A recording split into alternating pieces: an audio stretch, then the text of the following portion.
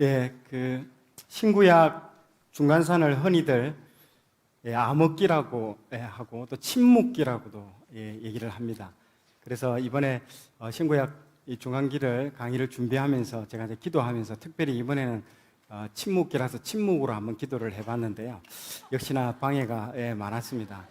그래서 사단이 하나님도 침묵했는데 네가 뭐라고 이게 침묵을 깨고 지금 뭐 얘기를 하려고 하느냐부터 해서 상당히 많은 방해들이 많이 있었습니다. 역시 기도는 침묵 기도가 아니고 부르짖는 기도를 해야 됩니다. 그래서 들어보니까 참 맞는 말이더라고요. 맞는 말인데 하나님께 다시 한번 부르짖으면서 기도를 했습니다. 그래서 어떻게 이것들을 준비해야 되는지 해서 하나님께 물었을 때 한 3가지 정도 응답을 한번 주셨습니다. 왜 이것들을 해야 되는지. Why가 제일 중요하거든요. 우리가 학습을 할 때 있어서도 이 공부를 왜 하는지 Why. 첫 번째 이유입니다. 신약을 일단은 이해를 우리가 하기 위해서는 이 중간사를 빼놓고는 이해하기가 상당히 어렵습니다. 그래서 반드시 이 중간사를 이해를 해야만이, 학습을 해야만이 신약을 이해를 합니다. 자, 예수님을 신약에서 항상 태클 걸고 발목 잡고 했던, 지금도 보십시오. 어디서 삿대질을 하고 저렇게 이렇게 보여지는데, 이 사람들이 결국에는 예수님을 죽게 만든 이 세력들이 언제 나왔으며 이 사람들이 어떤 사람인가를 상당히 이해를 할 필요가 있습니다. 그래서 이 사두개파, 바리새파 이런 사람들은 구약에 절대 언급이 한 번도 안 되어 있습니다. 이 사람들은 언제 나왔느냐? 이 신구약 중간기에 이 사람들이 탄생을 했습니다. 그래서 구약에 나오지 않았던 이 이름들이 중간기에 상당히 많은 분파들이 등장을 합니다. 그래서 이 분파들에 대해서 오늘 또 학습을 하게 될 것이고요. 또 하나는 수전절입니다. 신약에 보면 새로운 절기가 나옵니다. 구약에 우리가 7대 절기에서 볼 수 없었던 이 수전절이라는 절기가 나옵니다. 예수님도 이게 언급이 나오는데요. 요한복음 10장 22에서 23절에 보면 예루살렘에 수전절이 이르니 때는 겨울이라 예수께서 성전한 솔로몬 행각에서 거니시니 하면서 수전절이 나옵니다. 이것도 구약에는 나오지 않습니다. 이게 이때 등장하게 되는 것이죠. 두 번째입니다. 두 번째는 지금이 중간기다. 지금은 리즈다. 이걸 패러디한 건데요. 묻혀버리네. 하나님이 말라기를 통해서 구약의 문을 닫고요. 400년 경과된 후에 예수님이 오시는 그 시기와 예수님이 부활하시고 성천하시고 앞으로 다시 오신 그 시기가 아주 유사합니다. 협사하죠. 즉 역사는 계속 반복된다는 것입니다. 그래서 우리는 이 과거 중간기에 있었던 이 사건들을 통해서 우리는 무엇을 배우고 또 무엇을 준비해야 되며 그리고 그걸 통해서 우리는 역사의 교훈을 어떤 것들을 얻어야 되는지, 그래서 역사를 배우는 목적이 어떻게 보면 이 전도서에 다 나와 있습니다. 같이 한번 읽어보도록 하겠습니다. 시작.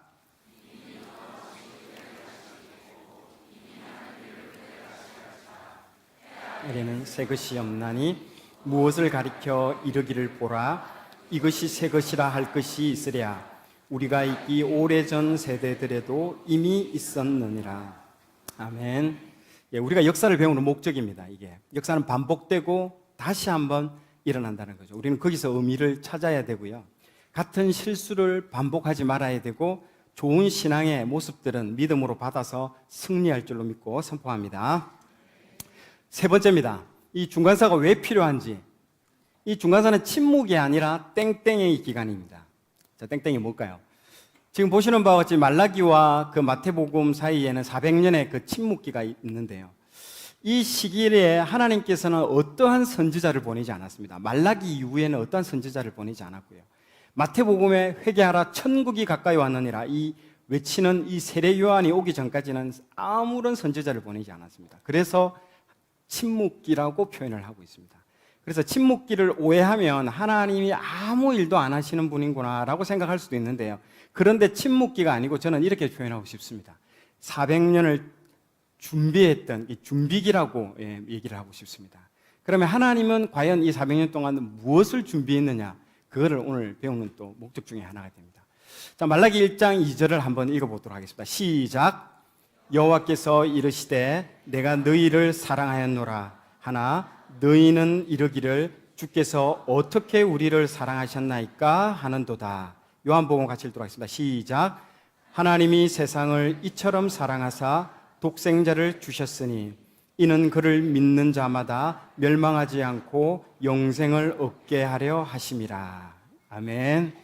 예, 이 400년의 기간이 있었지만은 하나님은 이 질문에 대한 답변을 준비하신 기간입니다. 제가 말라기 할 때도 얘기했죠. 이혼 직전에 가정법원 앞에서 커피숍에서 앉아 있는 남녀의 어떤 상황들을 잘 비유하면서 제가 설명했는데요. 이 어떻게 하나님이 나를 사랑했다니까 하나님께서 요한복음에서 이렇게 내가 너희들을 사랑한다라고 어떻게와 이렇게로 이렇게 꼭 말라기에 답변하듯이 요한복음 3장 16절에 딱 답변 형식으로 나오지 않습니까? 참 이런 거 보면요, 이 400년에 하나님이 얼마나 저 질문에 대한 답변을 400년 동안 준비하고 이제 그 신약의 문을 활짝 열었다라는 것들을 알 수 있습니다. 자, 중간사에는요 많은 사건들이 있습니다. 알렉산더 150년 전쟁, 마카비 혁명, 헤로드 왕, 로마 이야기가 있는데요. 자, 오늘 다니엘서에 나온 제국들을 먼저 살펴보도록 하겠습니다. 이 다니엘서가 이 중간기를 여는 아주 핵심 키입니다. 중요한 책 중에 하나입니다. 그래서 하나님은 이 다니엘서를 통해서 이미 모든 말씀들을 다 해놓으셨습니다. 그래서 보시면 되겠고요. 첫 번째는 우리 제국들 중에 이스라엘 왼수들이죠. 그래서 첫 번째는 아수르가 이렇게 저쪽 지역에서 다 장악을 하고 있었습니다. 그러다가 두 번째 아수르가 망하고 바벨론이 이 남쪽에서 위로 치고 올라오면서 두 번째 제국이 형성이 됐습니다. 그리고 세 번째 바사가 북쪽에서부터 밑으로 내려오면서 다시 기존의 제국들을 무너뜨리고 세 번째 제국으로 등장했죠. 이러한 모든 제국의 흥망성쇠들을 저번에 다니엘 할 때 제가 설명을 했다시피 위로부터 다니엘이 느부갓네살 왕의 꿈을 해몽해 주면서 이 그림이 나오죠. 그래서 위에서부터 바벨론, 페르시아 역사적인 제국들이 쭉 나오게 됩니다. 그리고 중간기는 헬라, 로마 제국까지 나오죠. 로마 제국은 뭐라고 되어 있습니까? 아이언, 철로 되어 있습니다. 철. 근데 십자가, 예수님이 오신 시기가 로마 시기거든요. 근데 예수님이 손과 발이 못 박힌 것들이 다 쇠에서 못 박혔고요. 옆구리에 찔린 창도 쇠로부터, 메이드 인 로마제 그 쇠로부터 다 이 못을 박혔죠. 재밌습니다. 이런 거는. 이 꿈은 어떻게 보면 장래 일을 주관하시는 하나님께서 주시는 것입니다. 느부갓네살 왕한테. 결국 이 꿈을 통해서 느부갓네살 왕이 알아야 하는 중요한 교훈은 모든 권세와 권력들이 영원할 수 없다라는 겁니다. 이게 그 끝이 있다라는 겁니다. 그래서 자신이 누리는 권세도 바벨론이 이렇게 현재 누리고 있는 이 번영도 심지어 예루살렘을 멸망시킨 그 능력도 네한테 온 게 아니고 하나님이 주신 것이다라는 거죠.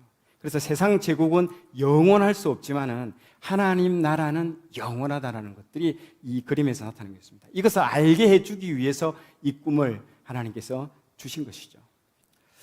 그래서 바벨론 느부갓네살 왕은 그런데 그걸 몰랐죠. 그래서 바벨론의 영광은 아주 대단했습니다. 저번에 설명했다시피 난공불락의 이 바벨론 성은 이 아스팔트를 세계 최초로 깔았고요. 이 바벨론이 절대로 무너지지 않을 것처럼 보였지만은 몇 년 만에 무너졌습니까? 70년 만에 허무하게 무너졌습니다. 생각해 보십시오. 우리나라 조선이 그 질이 멸렬한 그 조선, 허약했던 조선이 500년을 갔습니다. 그런데 이 난공불락과 같은 이 바벨론이 70년 밖에는 못 갔다는 게 너무 놀랍죠. 이렇게 허무하다는 거죠. 권세, 권력이라는, 세상 권력이라는 것들이. 다음 장. 바벨론 성이 무너진 것도 이사야의 말씀대로 그대로 됐습니다. 저번에 설명을 다 했죠.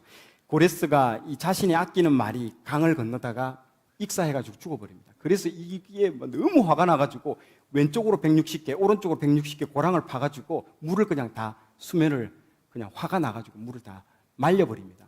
그리고 그 이사야 말씀대로 그 강을 건너서 그 내부 안에서 발랄이 일어나가지고 문이 다 열립니다. 전 난공불락의 성이 하룻밤 사이에 다 열려버립니다. 그리고 들어가서 다 점령을 해버리죠. 그래서 페르시아가 열리게 되죠. 바벨론을 망하고. 자, 이래서 요한계시록은 로마 시대를 배경하고 있습니다. 역사는 아까 제가 반복이라고 했었죠. 계속 해아래 새 것이 없고 반복이 됩니다. 바벨론이 70년 만에 무너짐을 요한계시록에서도 언급했습니다. 이게 얼마나 놀라운 사건이냐면 요한계시록에도 언급됐습니다. 무너졌도다 큰 성 바벨론이여, 이것은 로마 시대에 극심한 박해를 받고 있던 성도들에게 바벨론처럼 화려해 보이는 이 로마 제국도 결국은 언젠가는 끝이 날 순간이 올 것이다. 그런 말을 견디고 있는 이 성도들에게, 그 로마의 압제에 있던 성도들에게 하나님이 위로와 격려의 메시지를 계속 해주면서 저 비유를 들고 있는 겁니다. 그래서 결국 하나님 나라는 예수님을 통해서 도래해야 할 그 하나님 나라인데 영원한 나라라는 것들을 믿으시기 바랍니다. 예, 그래서 지금 다니엘 7장에 보면 저 그림들이 나오죠. 저 짐승들이 나오는데 사자 바벨론은 무너지고 곰 페르시아가 이제 역사의 전면에 등장합니다. 저 영국 대용박물관에 가보면 저 바벨론 관에 들어가 보면 저렇게 날개 달린 사자가 있는데요. 저게 바벨론을 상징해주고 있습니다. 자, 이스라엘 마지막 제가 말라기 때를 한번 언급하고 넘어가도록 하겠습니다. 유대인의 상황들은 지난번 말라기를 한번 이제 짚어보면요. 에스라 느헤미야를 통해서 성전, 성벽, 그리고 말씀을 다 회복했습니다. 그러나 이후에 지도자들이 막 사라집니다. 아주 기라스 같은 지도자들이 다 사라지면서 이제는 형식적이고 마음이 없는 예배를 드리죠. 그래서 이방인과 결혼하고 막 세속화 현상이 급속하게 여기 이 이스라엘에 점령하게 됩니다. 그래서 말라기에 하나님을 섬기는 것이 백성들이 번잡스럽게 생각합니다. 범패스럽다라고 나오죠. 번잡스럽게, 귀찮다고 생각하는 거죠. 그래서 하나님 섬기는 것이 귀찮아? 그러면 너희들끼리 잘 해봐라. 그러면서 하나님 섬기는 게 쉬운지, 이방 나라들을 섬기는 게 쉬운지, 예수님이 오시기 전까지 아예 400년간 내버려 둬버립니다.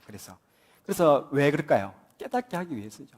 한번 이걸 겪어봐야 얘들이 어느 정도, 얼마나 너희들이 번잡스럽게 생각하는 이게 나중에 얼마나 이게 쉬운 일인지를 알게 된다는 거죠.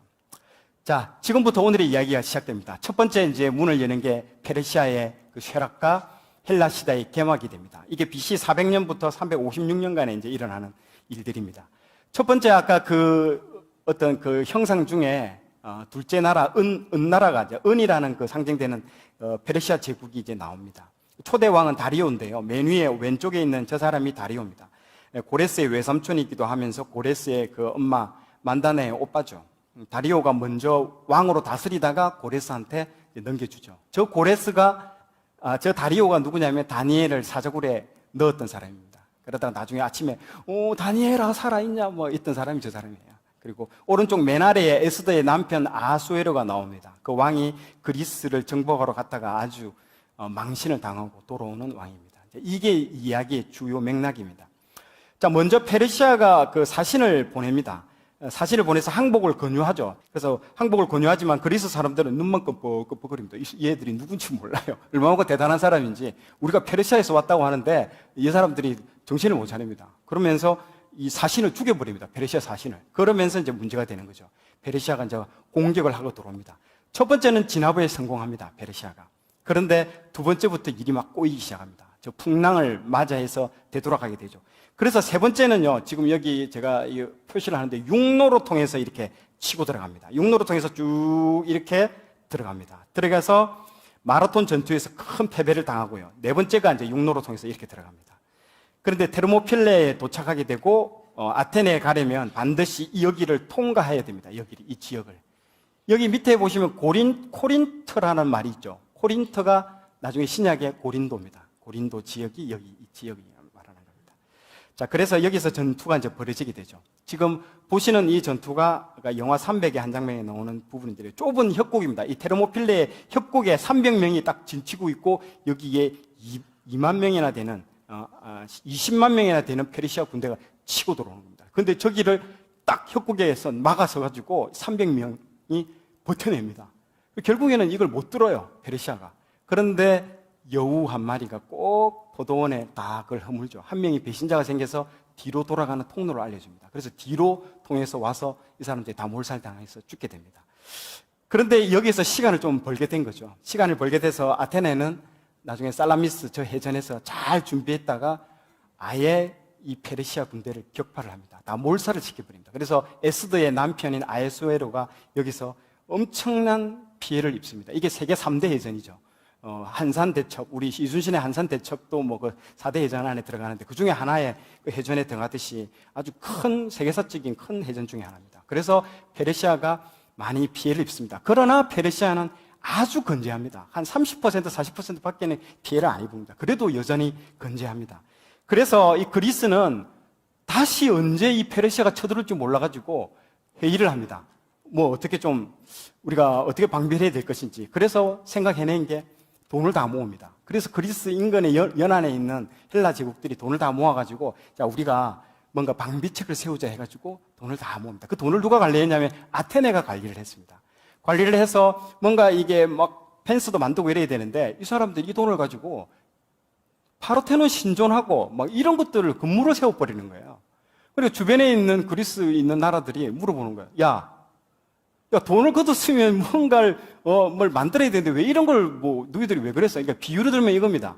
하도 도둑이 오니까 아파트 사람들이 돈을 모아가지고 어떤 사람한테 동장한테 줬는데 이 사람이 그 아파트 주변에 펜스도 치고 경비 아저씨한테 월급도 주고 그럴 목적으로 돈을 모았는데 자기 집 인테리어를 싹 해버린 거예요. 그냥 비유가 딱 이거 같습니다. 집을 다 지은 거예요. 그래서 왜 그랬냐고 물어보니까 이 아테네 이 사람이 이렇게 얘기를 하는 거예요. 야, 이 3번의 전쟁 동안에 피해를 본 데가 어디냐? 아테네 아니야. 우리가 완전 우리 동네가 쑥대밭이 됐다. 그러니까 우리부터 좀 살고 뭔가 좀 재정비해야 되지 않겠냐 하니까 열받은 거죠.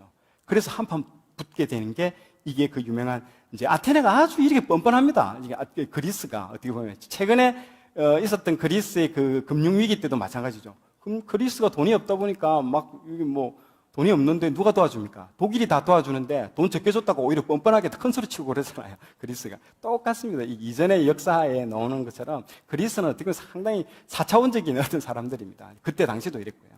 자, 그래서 이제 다음 장 넘겨보시면 펠로폰네소스 전쟁이 벌어집니다. 이 아테네하고 다른 나라들이 이제는 큰 싸움이 벌어집니다. 이게 내전 형태로 벌어지는 겁니다. 그래서 이 에게해 반도가 완전히 발칸 반도가 전쟁의 중심이 됩니다.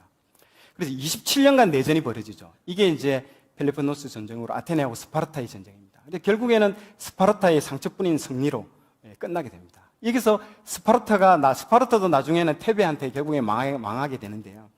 결국에는 이 스파르타가 남긴 것은 스파르타식 훈련, 스파르타식 교육, 이 말밖에 안 남기고 아무것도 남긴 거 없이 역사에 싹 사라져 버립니다. 그래서 내전이 계속 일어나고 패권이 돌아가다가 결국에는 나중에 테베가 이것들을 다 장악하게 됩니다. 그때 테베가 에게해 패권을 잡았을 때 놀라운 일이 여기서 이제 일어납니다. 테베 주변국들이 전쟁을 일으키지 않도록 왕자들을 다 볼모로 데려가죠. 우리나라도 예전에 조선시대 때 조선의 왕세자들을 데리고 중국에 간 적이 있지 않습니까? 그런 것처럼 테베도 이 주변의 나라들을 왕자들을 데려갔는데요. 이때 마게도니아에 있는 어떤 한 왕자를 데려갔는데 이 왕자가 나중에 큰 일을 일으킵니다. 이 사람이 이 테베 국가에 가가지고 군사적 전략을 배우게 됩니다. 원래도 싸움을 잘했던 사람인데 가서 놀라운 이 테베의 전술들을 배우는데 이게 이제 팔랑크스 전략이죠. 이게 이제 생긴 게 조금 이상하게 생겼는데요. 이 사람이 좀 무섭게 생겼는데 필립 2세입니다. 이 사람이 누구냐면 알렉산더 대왕의 아버지입니다. 이 사람이 이 전략을 통해서 나중에 이 그리스 전국을 다 통일해 버립니다. 그래서 마게도니아가 모든 부분들을 다 통일해 버리죠. 이 전술이 뭐냐면 이 창 길이가 5m가 넘는 겁니다. 이걸 들고 쫙 앞으로 나가면요. 저 그림하고 똑같은 거예요. 발 긴 어른이 애를 탁 머리를 잡으면 애가 아무리 이렇게 때려도 때릴 수가 없는 거예요. 이렇게. 그거 똑같은 전략입니다. 예. 그래서 밀어붙이면 이거는 당해낼 재간이 없습니다. 이 전략을 이 사람이 배우고 옵니다. 그러면서 이 모든 그리스 연안을 다 통일해 버리죠. 자, 방금 그 사람 이름이 필립 2세인데요. 그 사람이 필리피입니다. 이 이름을 따서 만든 도시가 빌립보입니다. 그게 나중에 신약의 빌립보 교회가 되고 빌립보가 나오는 겁니다. 이게. 사도 바울이 처음에는 원래는 아시아 쪽으로 선교 여행을 가려고 다 준비하고 있잖아요. 그런데 어느 날 밤 꿈을 꾸는데 마게도니아 사람들이 막 손짓하잖아요. 오라고. 그러면서 그 즉시 순종해가지고 달려간 곳이 첫 번째 도시가 저 빌립보입니다. 그래서 빌립보에 가서 이렇게 만나게 되죠. 그래서 거기서 아주 고생을 많이 합니다. 빌립보에서 사역은 정말 고생의 사역입니다. 그리고 거기서 옥감 장수 루디아도 여기서 만났고요. 바울과 실라가 복음 전하다가 투옥된 곳도 이 빌립보입니다. 그래서 이 빌립보 지역이 여기서 알렉산더의 아버지 필립 2세의 이름을 땄다라고 보시면 됩니다. 자, 그래서 이 알렉산더가 나중에 세계 정복을 하는데 출발지가 어디냐면 저 빌립보에서 딱 출발을 합니다. 출발해서 저 인도까지 다 쓸어버립니다. 그래서 세계 통일을 하죠. 정복을 다 하게 됩니다. 실제로는 어디까지 가려고 하냐면 우리나라 극동 최끝인 우리나라까지 가려고 다 계획을 다 잡고 있었습니다. 그런데 저기서 멈추고 돌아가게 되는데요. 그 얘기는 나중에 하도록 하겠습니다. 자, 알렉산더에 대한 그 부분들이 다니엘 예언에 나옵니다. 자, 같이 한번 읽어보도록 하겠습니다. 시작.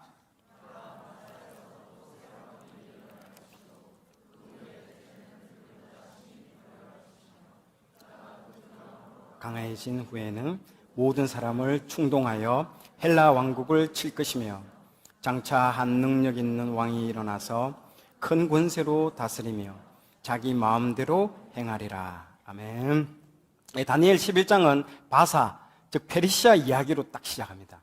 그러면서 네 번째 왕인 에스더의 남편 아하수에로 왕이 나오죠. 저 네 번째 왕이 아하수에로 왕입니다. 저 사람이 나중에 이제 갔다가 아까 살라미스 그 해전에서 대패를 하고 돌아오게 되는 것이죠. 헬라 왕국이라고 이미 다 기록되어 있습니다. 보십시오. 이름 자체도 헬라 왕국이라고 이름이 되어 있죠. 놀랍죠? 이게 알렉산더 할아버지가 태어나기 전에 기록된 예언서입니다. 그런데도 불술이 이미 다 나와 있습니다. 성경에. 그래서 이게 어떻게 보면 세계사하고 성경은 여러분들 따로 가는 게 아닙니다. 성경은 어떻게 보면 성경은 역사적 사실입니다. 역사를 알면 성경이 아주 잘 보이고요. 그리고 성경을 알면 역사가 더 잘 보입니다. 그래서 역사를 모르면 어떻게 보면 성경을 신화로 뜬구름 잡는 얘기로 소리로 들을 수 있는 거죠. 그래서 같이 이게 가는 게 상당히 좋습니다.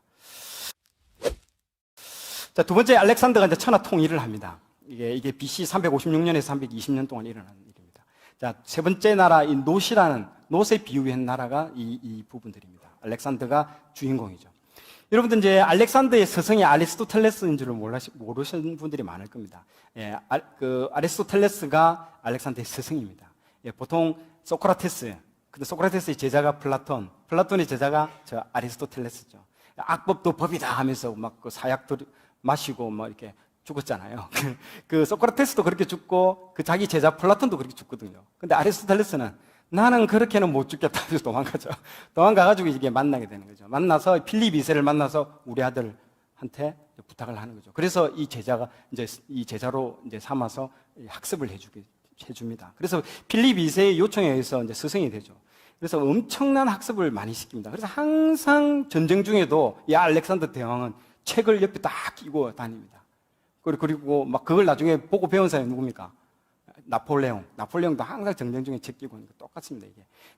그래서 가는 곳마다 알렉산드리아라는 그 도시들을 세워가지고 모든 헬레니즘 문화, 헬라화를 막 전파를 합니다, 이 사람이. 그래서 이 영향이 이 아리스토텔레스 영향을 받은 겁니다. 그래서 현재 지금 서양인들이 사고 체계, 구조들은요, 다 이 헬레니즘, 이 논리적인, 이 로직, 논리, 이런 것들이 다 여기서 나온다고 이런 보시면 됩니다. 그래서 헬레니즘과 헤브라이즘에 섞여 있는 부분들이 지금 현재 서양의 사고방식이라고 생각하시면 됩니다. 자, 이 알렉산더는 아버지의 그 팔랑크스 전술을 더 발전시켜가지고 최강의 군대로 조직시킵니다. 이전까지 전쟁은요, 쪽수로, 즉, 인원으로 전쟁을 하는데 이때부터는요, 전략이라는 게 나옵니다. 그래서 10분의 1도 안 되는 사람으로 페르시아 100만 대군을 다 이겨버립니다. 그래서 이게 알렉산더 대왕이 대단하다는 거죠. 그리스를 통일한 그 아버지 필립 2세가 죽자 그리스 내부에는 반란이 일어납니다. 20살짜리 애송이가 뭘 할 줄 알겠냐 하면서 테스트를 해보는 거죠. 그러면서 막 반란이 일어나는데 알렉산더가 반란이 일어난 테베 지역에 가가지고 그 도시를 싹 그냥 잿더미로 만들어버립니다. 그리고 그 있는 사람들을 다 죽이고 다 노예로 다 팔아버립니다. 그러니까 아무도 얘기를 안 하는 거예요, 사람들이. 그때부터 완전히 잠잠해지는 겁니다. 그러면서 고린도에 다 모여라. 그래서 알렉산더가 고린도로 다 집합시킵니다. 너희들이 고민하는 게 뭐냐? 페르시아가 다시 쳐들어오는 게 고민되는 거지. 그 문제는 걱정하지 마라. 내가 지금 페르시아로 치러 갈 것이다. 그러니까 사람들이 다 웃는 거죠. 이 20살짜리 애송이가 이 인원도 지금 10분의 1도 안 되는 인원 가지고 그런 큰 소리 치니까 그런데도 한번 믿어본 거죠. 그래서 이제 출발하는 겁니다. 출발해서 나중에 그 페르시아를 다 격파해버립니다. 그게 이 알렉산더입니다. 이제 페르시아하고 한판 붙습니다. 그게 지금 그라니코스 강 전투가 1차 전투에서 붙습니다. 이때는요, 페르시아 그 다리우스 왕이 나오지도 않습니다. 저런 20살짜리 애송이하고 내가 왜 나가 하면서 부하 장수를 보냅니다. 박살이 나는 거죠. 깨집니다. 그리고 2차 이수스 전투에서 이제 직접 내가 이 애송이를 정벌하러 가겠다 하면서 30만 대군을 끌고 갑니다. 근데 알렉산더는요, 4만도 채 안 됐습니다. 거의 10분의 1밖에 안 되는 인원인데 놀라운 전술로 이 페르시아 대군을 갖다가 이수스 전투에서 다 큰 승리를 거두어버립니다. 그래서 도망을 갑니다. 도망을 가는데 이 알렉산더는 뒤쫓아가지 않습니다. 이 도망가는 코스를 이렇게 이쪽으로 다 도망을 가는데요. 이쪽으로 도망을 가는데 이쪽으로 가지 않고 반대 밑으로 남쪽을 향해서 갑니다. 왜냐? 이 쌀이 필요한 거거든요. 그래서 곡창지대인 이 이집트를 향해서 갑니다. 근데 가는 길에 뭐가 있습니까? 이스라엘이 있는 거예요. 유대가 있는 거예요. 이스라엘, 예루살렘이 있는 겁니다. 이때부터 이제 재미있는 일들이 일어나는 겁니다. 그래서 시돈과 두로 전투가 이제 여기서 벌어지게 됩니다. 지금 이 그림이 로마 폼페이 밑에 보시면 이제 로마 폼페이라고 나오죠. 이 폼페이가 원래는 화산으로 다 묻혀버렸습니다. 나중에. 그런데 여기를 나중에 발굴해 보니까 저 위에 저 그림이 탁 나오더랍니다. 당시에 이 이수스 전투가 아까 두 번째 2차 이수스 전투가요. 세계 최초로 서양이 동양을 이긴 전투가 이 전투입니다. 그 이전까지만 해도 아수르, 바벨론 다 동양이 세계를 다 제패를 했습니다. 서양은요 아무 끽소리도 못하고 있었습니다. 그런데 이 전투로 인해서 서양이 동양을 이기는 첫 번째 전투가 됐습니다. 그래서 로마도 이 사건을 대단하게 생각한 거예요. 그래서 로마 시대까지 이 전투는 길이 기억되는 놀라운 전투가 된 거죠. 그래서 이제 이 전투가 이제 벌어졌습니다. 벌어졌고 다음 전투가 여기 지도에 나오죠. 이수스라는 여기 나오죠. 이수스 밑에에 시돈이라고 나옵니다. 시돈과 두로라고 나오는데요. 이게 그 유명한 그 악녀 이세벨 아시죠? 아합의 부인 이세벨의 고향입니다. 저기가. 근데 자유무역이 여기가 왕성하게 이루어져 가지고 아주 부유한 나라입니다. 근데 많은 강대국들이 쳐들어왔습니다. 아수르도 오고 바벨론도 오고 막 쳐들어왔는데 결국에는 이 도시를 점령하지 못했습니다. 다 돌아갔습니다. 그 이유가 뭘까요? 이 이유는 이겁니다. 여기가 지금 보시는 화면에 보면 오른쪽에 여기가 이 도시가 실제로 여기 살고 있는 도시들이고요. 근데 만약에 강대국이 쳐들어오면 이 사람들은 배를 타고 이쪽으로 들어가 버리는 거예요. 들어가서 이쪽에서 사는 거예요. 이 섬이 난공불락입니다. 아주 견고하게 잘 만들어져 있습니다. 그래서 못 쫓아오는 거예요. 우리나라도 그랬죠. 우리나라도 옛날 몽골군이 왔을 때 어디로 왔습니까? 강화도로 딱 숨어버리잖아요. 왕이. 그런 거와 똑같은 거예요. 숨어버립니다. 이 길로. 그런데 사람들이 강대국들이 뭘 보내냐면 배를 타고 띄우서 이렇게 배를 타고 쫓아옵니다. 배를 타고 쫓아오면 이 두로 사람들이 아주 똑똑합니다. 뭘 했냐면 바다 밑에다가 쥐레를 설치합니다. 말뚝을 다 박아놨어요. 그러다 보니까 말뚝이 안 보이니까 배를 타고 오다가 다 말뚝에 자초되면서 다 박살이 나버려요. 그래서 아무도 저기를 들어가지 못합니다. 말뚝을 어디 박아놓은지도 모르니까 다 이게 자초가 돼버립니다. 그래서 돌아가는 거예요. 돌아가면 여기 숨어 있다가 다시 돌아와서 사는 거예요. 이게 아수르도 실패, 바벨론도 실패, 페르시아도 다 실패인 거예요. 그런데 알렉산더가 왔습니다. 알렉산더도 똑같이 당한 겁니다. 이제 그러다 보니까 돌아가면 다시 예전으로 돌아갑니다. 그래서 이 사람들이 얼마나 교만했던지 여기에 에스겔서 28장 2절에 이 말이 나옵니다. 자, 같이 한번 읽어보겠습니다. 시작.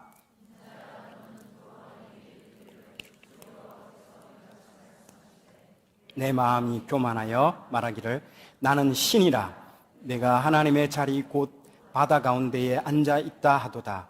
내 마음이 하나님의 마음 같은 채 할지라도 너는 사람이요 신이 아니거늘. 그러니까 여러 번 이걸 겪고 나니까 돈도 많겠다, 전략도 많겠다, 난공불락이 완전히 사람들이 콧대가 하늘을 찌르는 겁니다. 이게. 그러다 보니까 이제 제대로 임자 만난 거죠. 이번에 알렉산더가 온 겁니다. 알렉산더는 어떻게 했느냐 한번 보십시오. 너무 알렉산더 화가 치밀어 올라가지고 배도 다 파손되고 그러니까요. 저 올드시티, 저 뒤쪽에 보이는 이 올드시티의 모든 성을 다 조각조각 다 내버립니다. 다 그냥 잿더미를 만듭니다. 그리고 저 돌들을 바다 위에다가 아스팔트를 그냥 바다 위에 도로로 깔아버립니다. 그래서 이 알렉산더의 전쟁 중에 제일 오래 걸린 전투입니다. 이게 3개월 걸립니다. 이 성을 점령하기 위해서. 나머지는 다 그냥 다 손들고 항복했는데 이 두로가 제일 오래 걸려요. 그래서 이 알렉산더가 대단한 거죠. 확 다 깔아버린 겁니다. 그래가지고 차근차근 들어가서 안에서 그냥 다 죽여버립니다. 십자가형 처형당하고 다 노예로 팔아가지고 저 나라 자체가 사라져버립니다. 없어지게 만들어버립니다. 자, 한번 읽어볼까요? 에스겔 26장 12절. 이게 그대로 예언으로 나옵니다. 시작.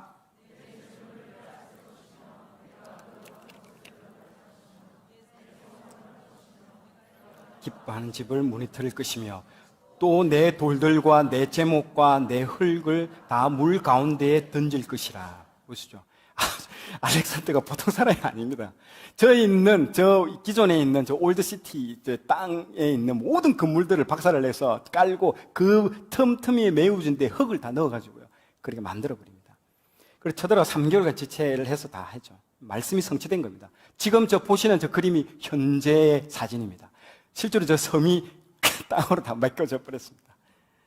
대단하죠. 그래서 그들이 두로의 성벽을 무너뜨리며 그 망대를 할 것이며 나도 티끌을 그 위에 쓸어버려 맨바위가 되게 하며 바다 가운데 그물 치는 곳이 그물을 치는 그러니까 낚시하는 곳을 내가 만들어 버리겠다는 거예요. 실제로 좀 낚시하는 거 보세요. 지금 최근의 그림입니다.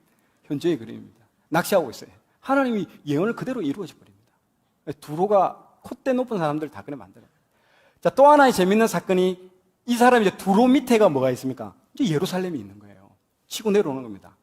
그때 이제 얼마나 쫄았겠습니까? 이 예루살렘이. 그래서 이때 대제사장이 누구냐면 앗두아라는 사람이에요. 이 사람이 정제를 탁 하고 알렉산더를 맞이하러 나갑니다. 실제로 이 두로를 칠 때 도와달라고 했는데 앗두아가 거절을 했습니다. 그러니까 얼마나 더 쫄았겠어. 딱 가는데 갑자기 알렉산더가 이 대제사장을 보는데 큰절을 해버리는 거야. 너무 놀라워. 이게 뭔 사태냐. 큰절을 하는 거예요. 그러면서 따라 들어가는 거예요. 따라 들어가서 그 성소에 들어가서 예배를 다 드리고 나오는 거예요. 그래서 나중에 그 부하가 물어보는 거예요.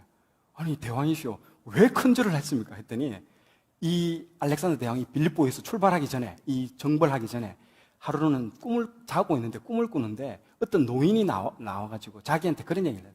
네가 곧 세계를 정복할 것이니까 걱정하지 말고 너는 나가라고 해서 자기한테 엄청난 격려를 해줬답니다. 그런데 그 사람이 입고 온 옷이 방금 그 대제사장이 입고 온 옷이 그대로 저 옷을 입고 딱 나오니까 이 사람이 깜짝 놀란 거예요, 알렉산더가.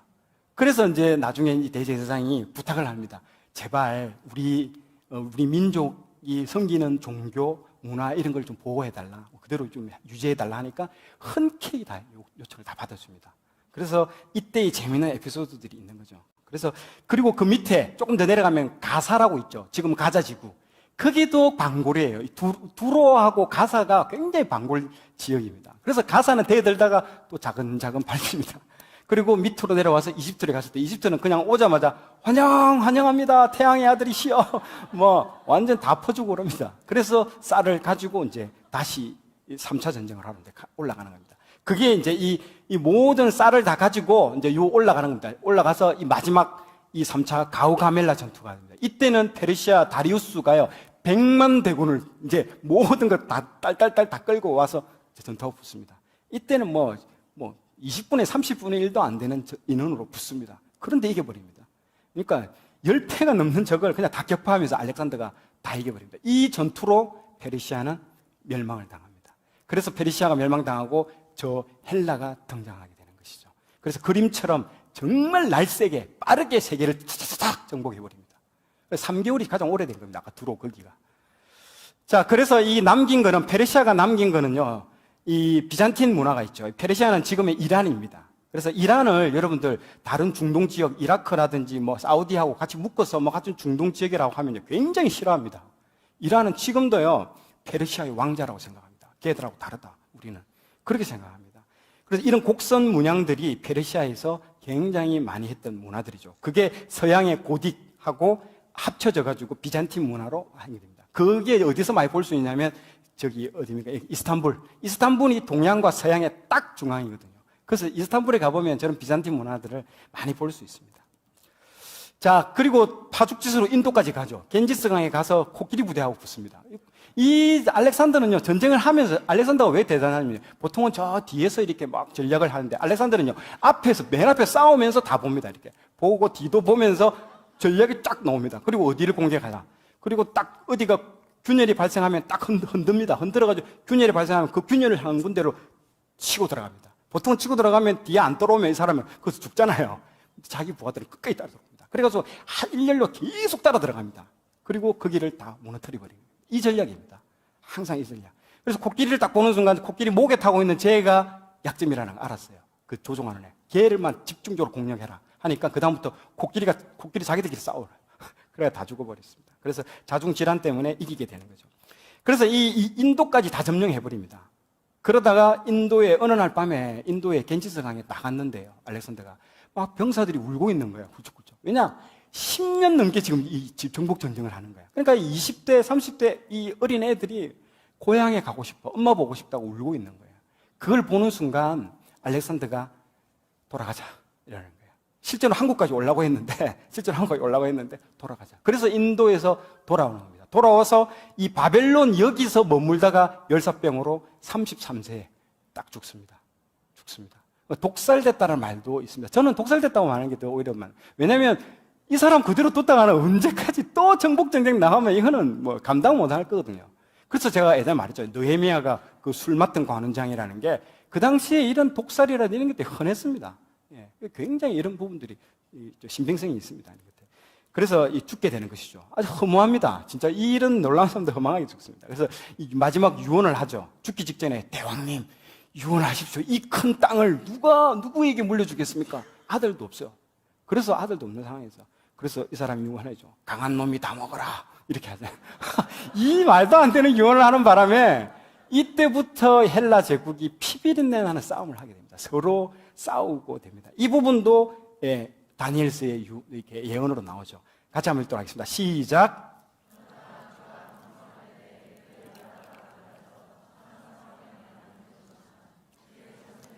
가지지도 아니할 것이요 또 자기가 주장하던 권세대로 되지 아니하리니 이는 그 나라가 뽑혀서 그 외의 다른 사람에게로 돌아갈 것임이라. 알렉산더 할아버지도 아직 태어나지 않는 이때에 모든 성경의 예언들이 다 나옵니다. 신기하죠? 이런 것들이 다 이게 다 나옵니다. 기록으로 다 남겼습니다. 그래서 이 4명의 장수, 자기 휘하의 최고의 유능한 장수 이 4명, 이 카산더, 리스마커스, 셀루커스, 프톨레미 이 4명이 찢어서 가져가게 되는 겁니다.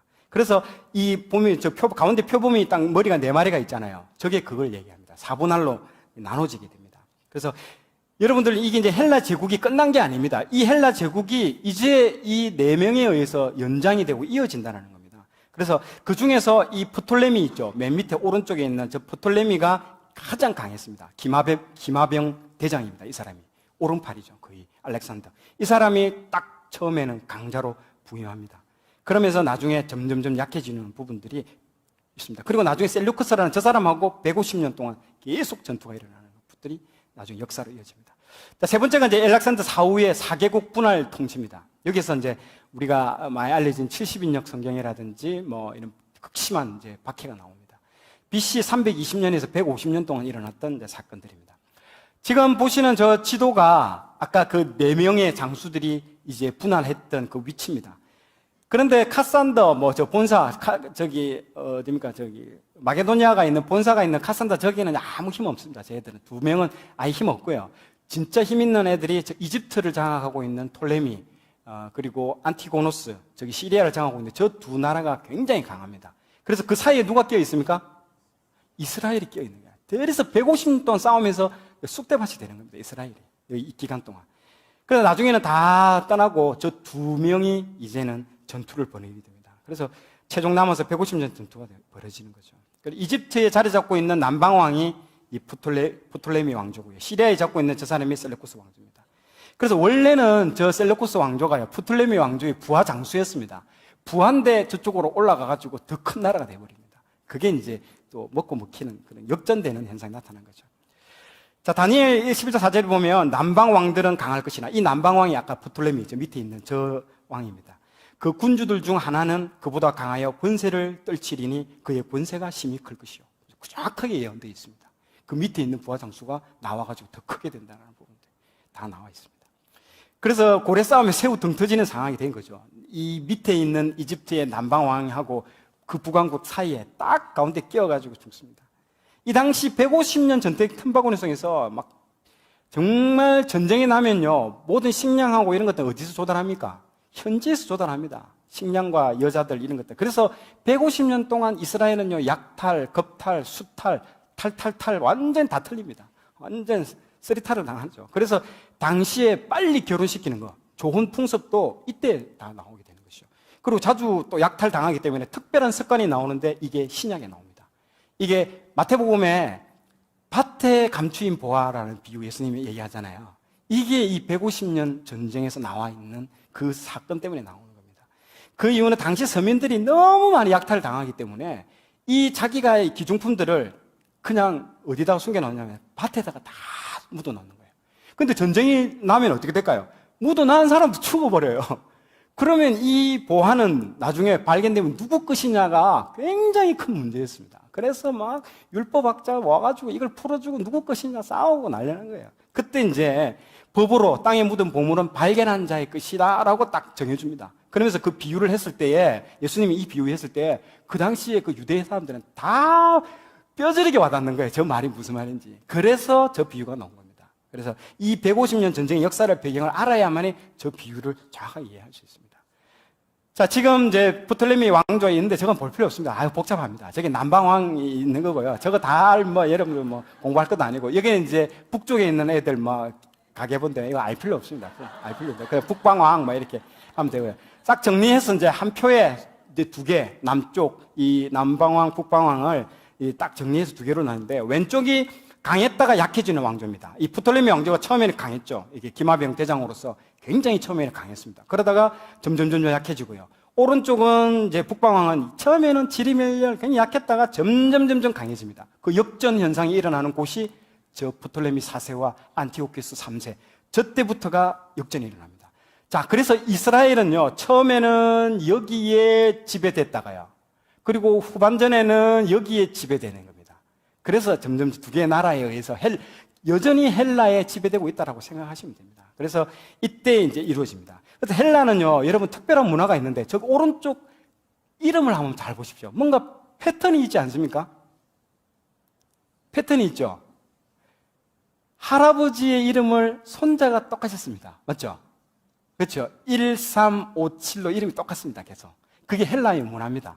그래서 주니어 이러잖아요. 이름을 쓸 때는요, 셀류쿠스 1세가 쓰면 셀류쿠스 2세는 자기 손자는 꼭, 그래서 할아버지가 손자 태어나면요, 그렇게 좋아합니다. 자기 이름을 쓰니까. 그렇게 하는 거예요. 헬라의 문화입니다, 이게. 헬라의 문화가 이렇게 해서 내려와서 똑같이 이름을 다 따게 되죠. 안티오쿠스가 태어나면 안티오 3세가 태어나는 거죠. 그래서 이름이 안티오쿠스라고 나오죠. 이게 이름이 나중에 도시 이름이 누가 되냐면 안디옥이 됩니다. 안티오코스가 안디옥. 지금 안디옥 교회에서 그 안디옥이 그 이름이, 도시의 이름을 딴 거고요. 그리고 프톨레미 그 왼쪽에 보면 5세가 클레오파트라입니다. 이때부터 이제 힘이 약해지니까 자기들 힘으로 이 나라를 못 지키니까 누구한테 도움을 요청합니까? 로마한테, 율리시즈한테 도움을 요청하지 않습니까? 그때 이제 클레오파트라가 미인계를 쓰는 것도 이때 나오는 겁니다. 그래서 안토니우스를 다 꼬시죠. 그래서 근데 여러분들 클레오파트라가요, 이집트 여자가 아닙니다. 그리스 여자입니다. 말했잖아요. 이 제국이 어느 제국이라고요? 헬라 제국, 그리스 제국입니다. 절대로 여러분들 클레오파트라가요, 이렇게 이집트 여자처럼 꾸며놓은 거 다 그 가짜입니다. 서양 여자처럼 생겼습니다. 그리스 여자입니다. 그래서 그렇게 여러분 이해하시면 됩니다. 자, 이집트계의 프톨레마이오 시기가 아주 강성한 시기죠. 이때 이 사람들은요, 아까 말했죠. 학문, 이런 거, 헬라 문화는요, 학문입니다. 학문. 아까 소크라테스 말했잖아요. 플라톤 이런 것처럼 공부하는 걸 너무 좋아하는 거예요. 특히 자기 민족이 아닌 다른 민족의 좋은 것들을 바로 받아들이려고 합니다. 그래서 뭘 받아들이냐면 성경을 번역하게 만드는 거죠. 앞에 보세요. 이게 보면, 여기 보시면 여기 팔레스타인 중에 많은 포로들을 데려와가지고 10만 명의 디아스포라가 일어납니다.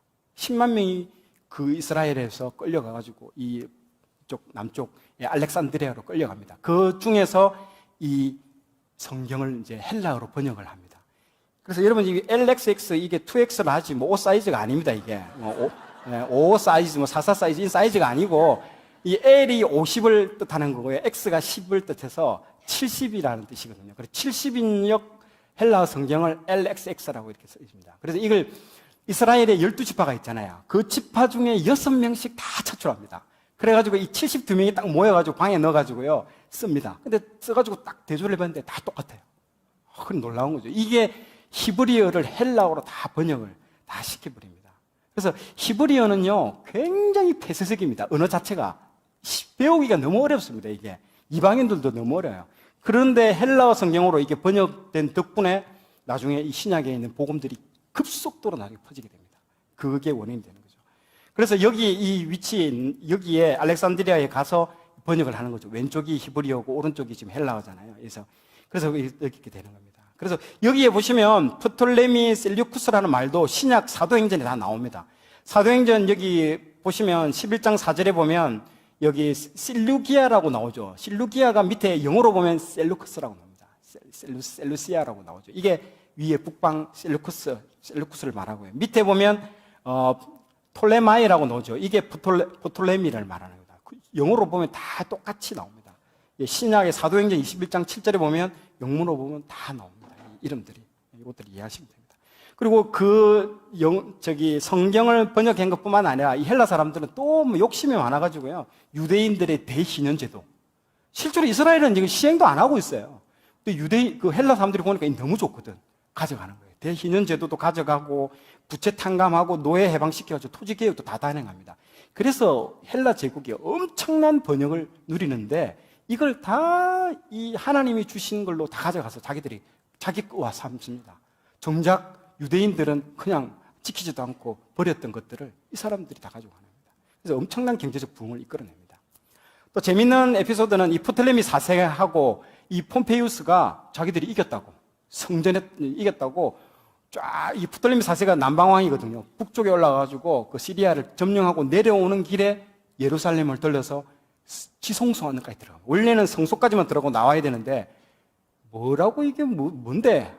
지성소 안까지 들어가 버린 거예요. 들어가니까 뭐가 있습니까? 아무것도 없거든요. 원래 법궤가 있어야 되는데 법궤는 이미 진작 없어졌습니다. 잃어버렸습니다. 그 아무래도 아무것도 없거든. 뭐 아무것도 없네 하고 나와버린 거예요. 그럼 나중에 로마의 폼페이우스 장군도 들어갑니다.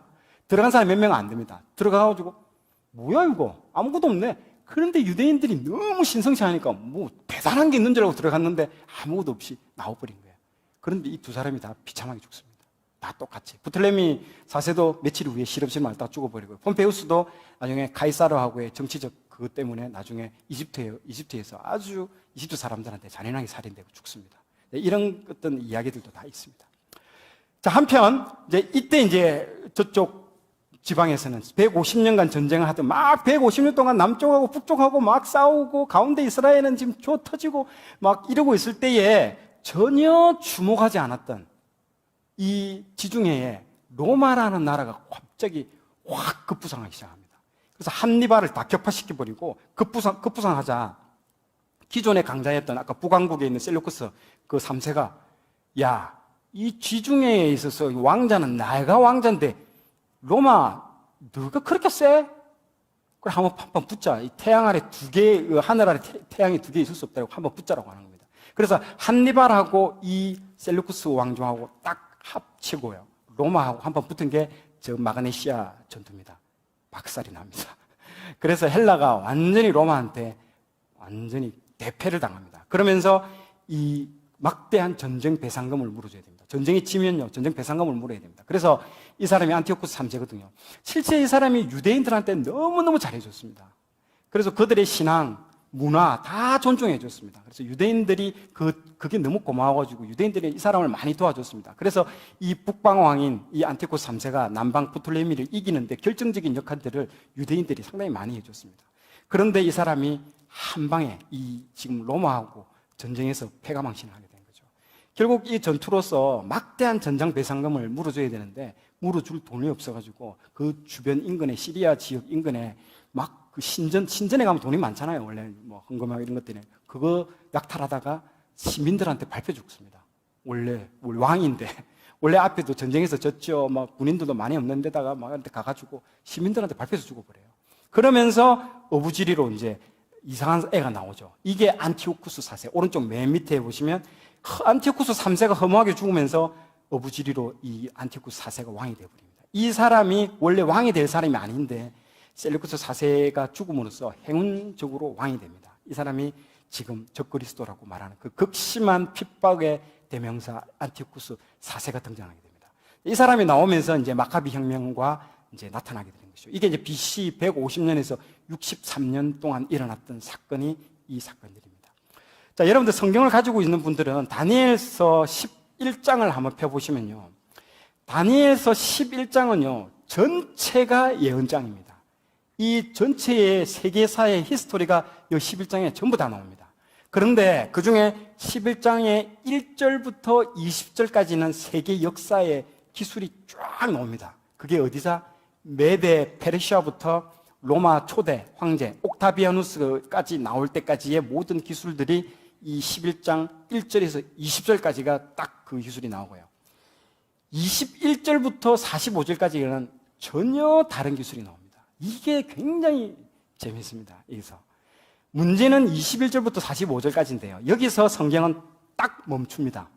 멈추고 한 인물에 대해서만 계속 기술되고 있습니다. 앞에 20절보다도 더 많죠. 25절까지 기술되고 있으니까 더 많습니다. 성경은 이 사람에 대해서 아예 작정을 하고 이제 말하려고 막 하고 있는 거예요. 그래서 성경은 여러분 제가 그때 말했죠. 어떤 관점으로 성경을 읽느냐가 중요합니다. 어떤 관점으로. 세계의 역사는요. 알렉산더 대왕, 카이사르 뭐 이런 엄청나게 방대한 양을 이런 사람들한테 막 기술하죠. 막 알렉산더가 대단하다, 뭐 카이사르 대단하다 이랬는데요. 하나님 관점은요. 그 사람들 별 관심도 없습니다. 딱 아무리 전쟁 영웅도 한 줄 이상 배려하지도 않습니다. 그런데 극심한 박해자 안티오쿠스 4세를 여러분들 자세하게 기록하고 있습니다. 그 이유가 뭘까요? 이 박해를 하는 이 안티오쿠스가 중심이 아니고요. 이 안티오쿠스 4세의 이 박해하고 있을 때에 끝까지 하나님의 뜻을 지키고 그 박해를 이겨나가는 사람들에 대해서 하나님이 하고 싶은 얘기가 많다라는 겁니다.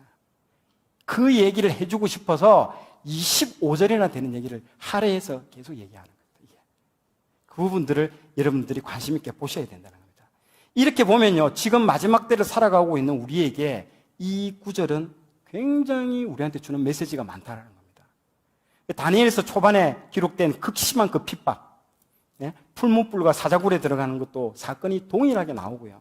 우리는 어떻게 이것들을 이겨나가야 해야 될지를 다 이거 알려줍니다. 이것은 앞으로 우리에게도 동일하게 이렇게 적용되는 것이죠.